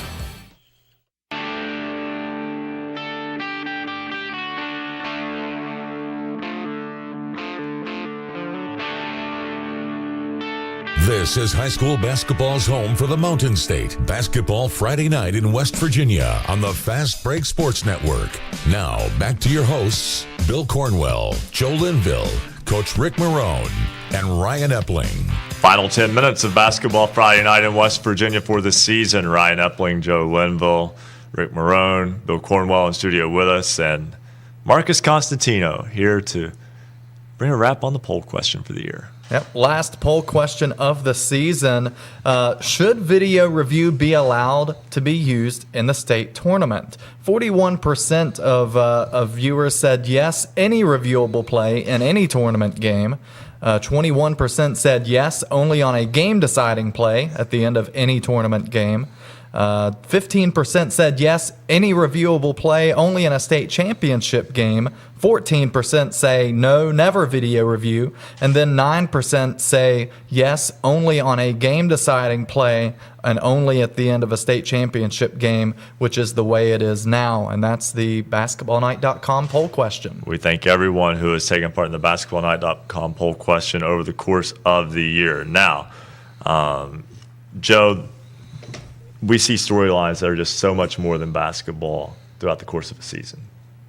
And in many situations, it's things that happen off the court that you would never see. You don't necessarily hear about it until post-game press conferences. And I thought that, you know what, let's just set this real fast. Buchanan Upshur lost to Parkersburg in the girls' AAA state title game, 49-47. Heartbreaking game. Big Reds hit 2 free throws late. Yes, there was some question as to if the girl walked before the play, if it was actually a foul, and if there was a foul on the ensuing shot by Buchanan Upshur. All that went Parkersburg's way, but mind you, Parkersburg hit both free throws in a very clutch situation to win that game 49-47. That was the end of the run, end of the line for a great senior class from Buchanan Upshur. And after the game, Jeremy Maxwell, I thought, really put a whole lot of things in perspective. These girls watched my wife battle cancer for 3 years and fight. All right, and she died in October of this past year, and they pulled me through that. We fought through that. Hannah tore her ACL. I don't know if anybody remembers that. She's fought through that. These girls have seen adversity. They've come together. They've persevered. They became a family. We talked about that. You know, people talk a lot of times we're a team, we're a family. We are a family. So I'm just so thankful for the opportunity. If I wasn't coaching them, I don't know where I'd be right now. Obviously, they give me some light in some pretty dark times. And win or lose, it is a game. That's the truth about it is. But man, the things that we've been able to learn along the way is something special. And hopefully people that are going to watch this or have seen these girls played, hopefully they've inspired them and to be better people. And that was courtesy of Metro News. That was Jeremy Maxwell after his Buchanan Upshur Lady Bucks fell in the AAA state title game last week. And but you know, Parkersburg will get a championship trophy and a celebration that it deserved over the course of the week that it had. And at the same time, though, I don't think anybody left that floor a loser. I think that really put some things into perspective. And we appreciate Metro News allowing us to use that clip. And we've had Coach Maxwell on before. I just can't imagine what he's gone through. Well, we've had Dylan today all season long as well, following that Buchanan Upshur team, and I think we've kind of gone on the journey with them this year because we've kind of followed them pretty closely, and glad we did because they had a heck of a run and they had a great story to tell. Absolutely, and again, congratulations to Parkersburg, the AAA Girls State champions. To the victor goes the spoils, they say, but you don't want to lose sight of the whole picture. And I thought that all 3 championship games had their own storylines this year on the girls' side, and I thought they were all special in their own way this year. Before we go to Rick Kozlowski, let's set the scene for tomorrow. AAA game is tomorrow night at 7:15, George Washington and Martinsburg for the boys class AAA state championship game. The boys class AA championship game opens things at noon tomorrow.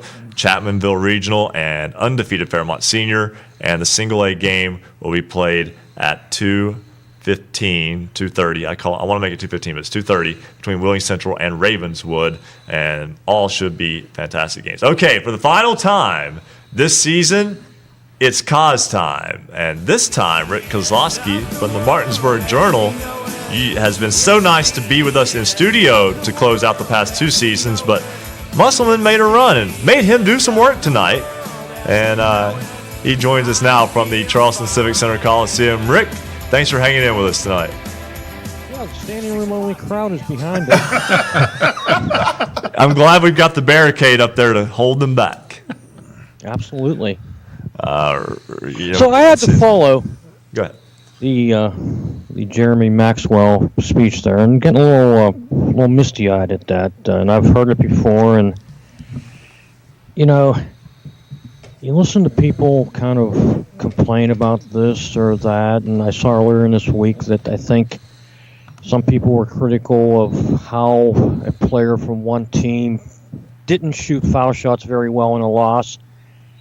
Hey, these are just games, folks. People are just, kids are out there enjoying themselves. You learn lessons. There's things you can take with you to the rest of your life, and if you get right down to it, why did we start playing these games in the first place?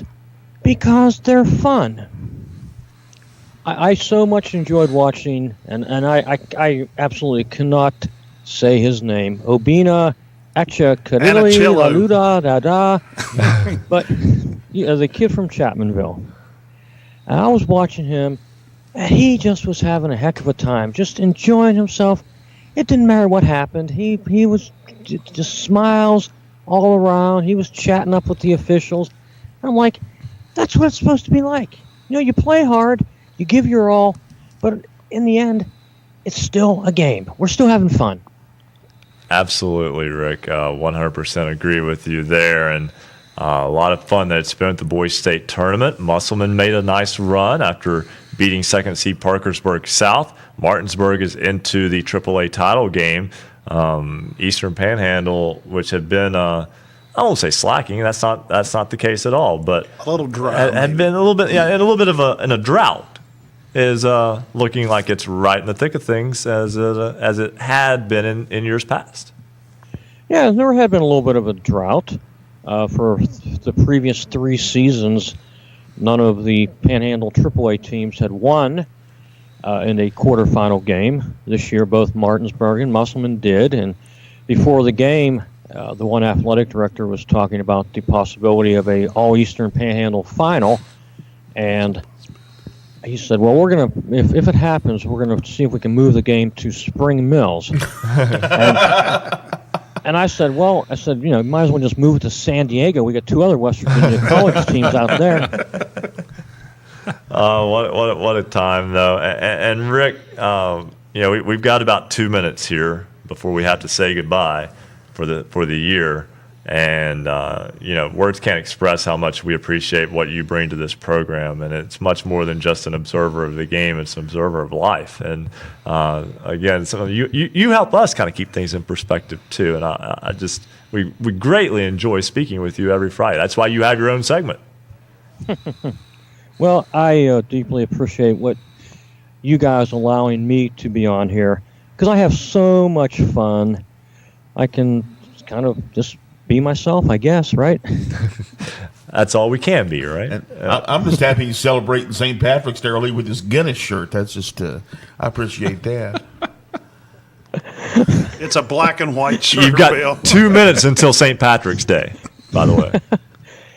Yeah, I'm trying to figure out this. A Guinness shirt, obviously it's a dark beverage, but shouldn't it be green for St. Patty's Day? One would think. Okay, Rick, we'll give you 10 seconds here to summarize everything. He's a loss for words. Wait, me a loss for words? The state tournament is an incredible time to just watch basketball. I could just sit here forever and watch from sunrise to sundown all the basketball games and get paid for it. Oh, wait, I do already. Rick Kozlowski, the Martinsburg Journal, as always, thanks so much. I'll get to see him tomorrow. So. Yeah, there you go. That's going to do it for Season 5 of Basketball Friday Night in West Virginia. It's such a pleasure to share our passion for high school basketball with all of you, and we appreciate all of you who have been with us either from 5 seconds ago or from the beginning of the show. Bill Cornwell, Ric Morrone, Joe Linville, Jordan Mounts, who only got a minute of airtime, my fault tonight, everybody in the back, Marcus Constantino, I'm Ryan Epling. Thanks for joining us. Thank you for listening to Basketball Friday Night in West Virginia. Tune in next Friday for the latest high school basketball action from across the Mountain State. Visit basketballnight.com for our show archives, the poll question of the week, and the basketballnight.com scoreboard. Until next time, have a great weekend, and thank you for listening to Basketball Friday Night in West Virginia. The preceding broadcast was a presentation of the Fast Break Sports Network. Copyright 2018. All rights reserved.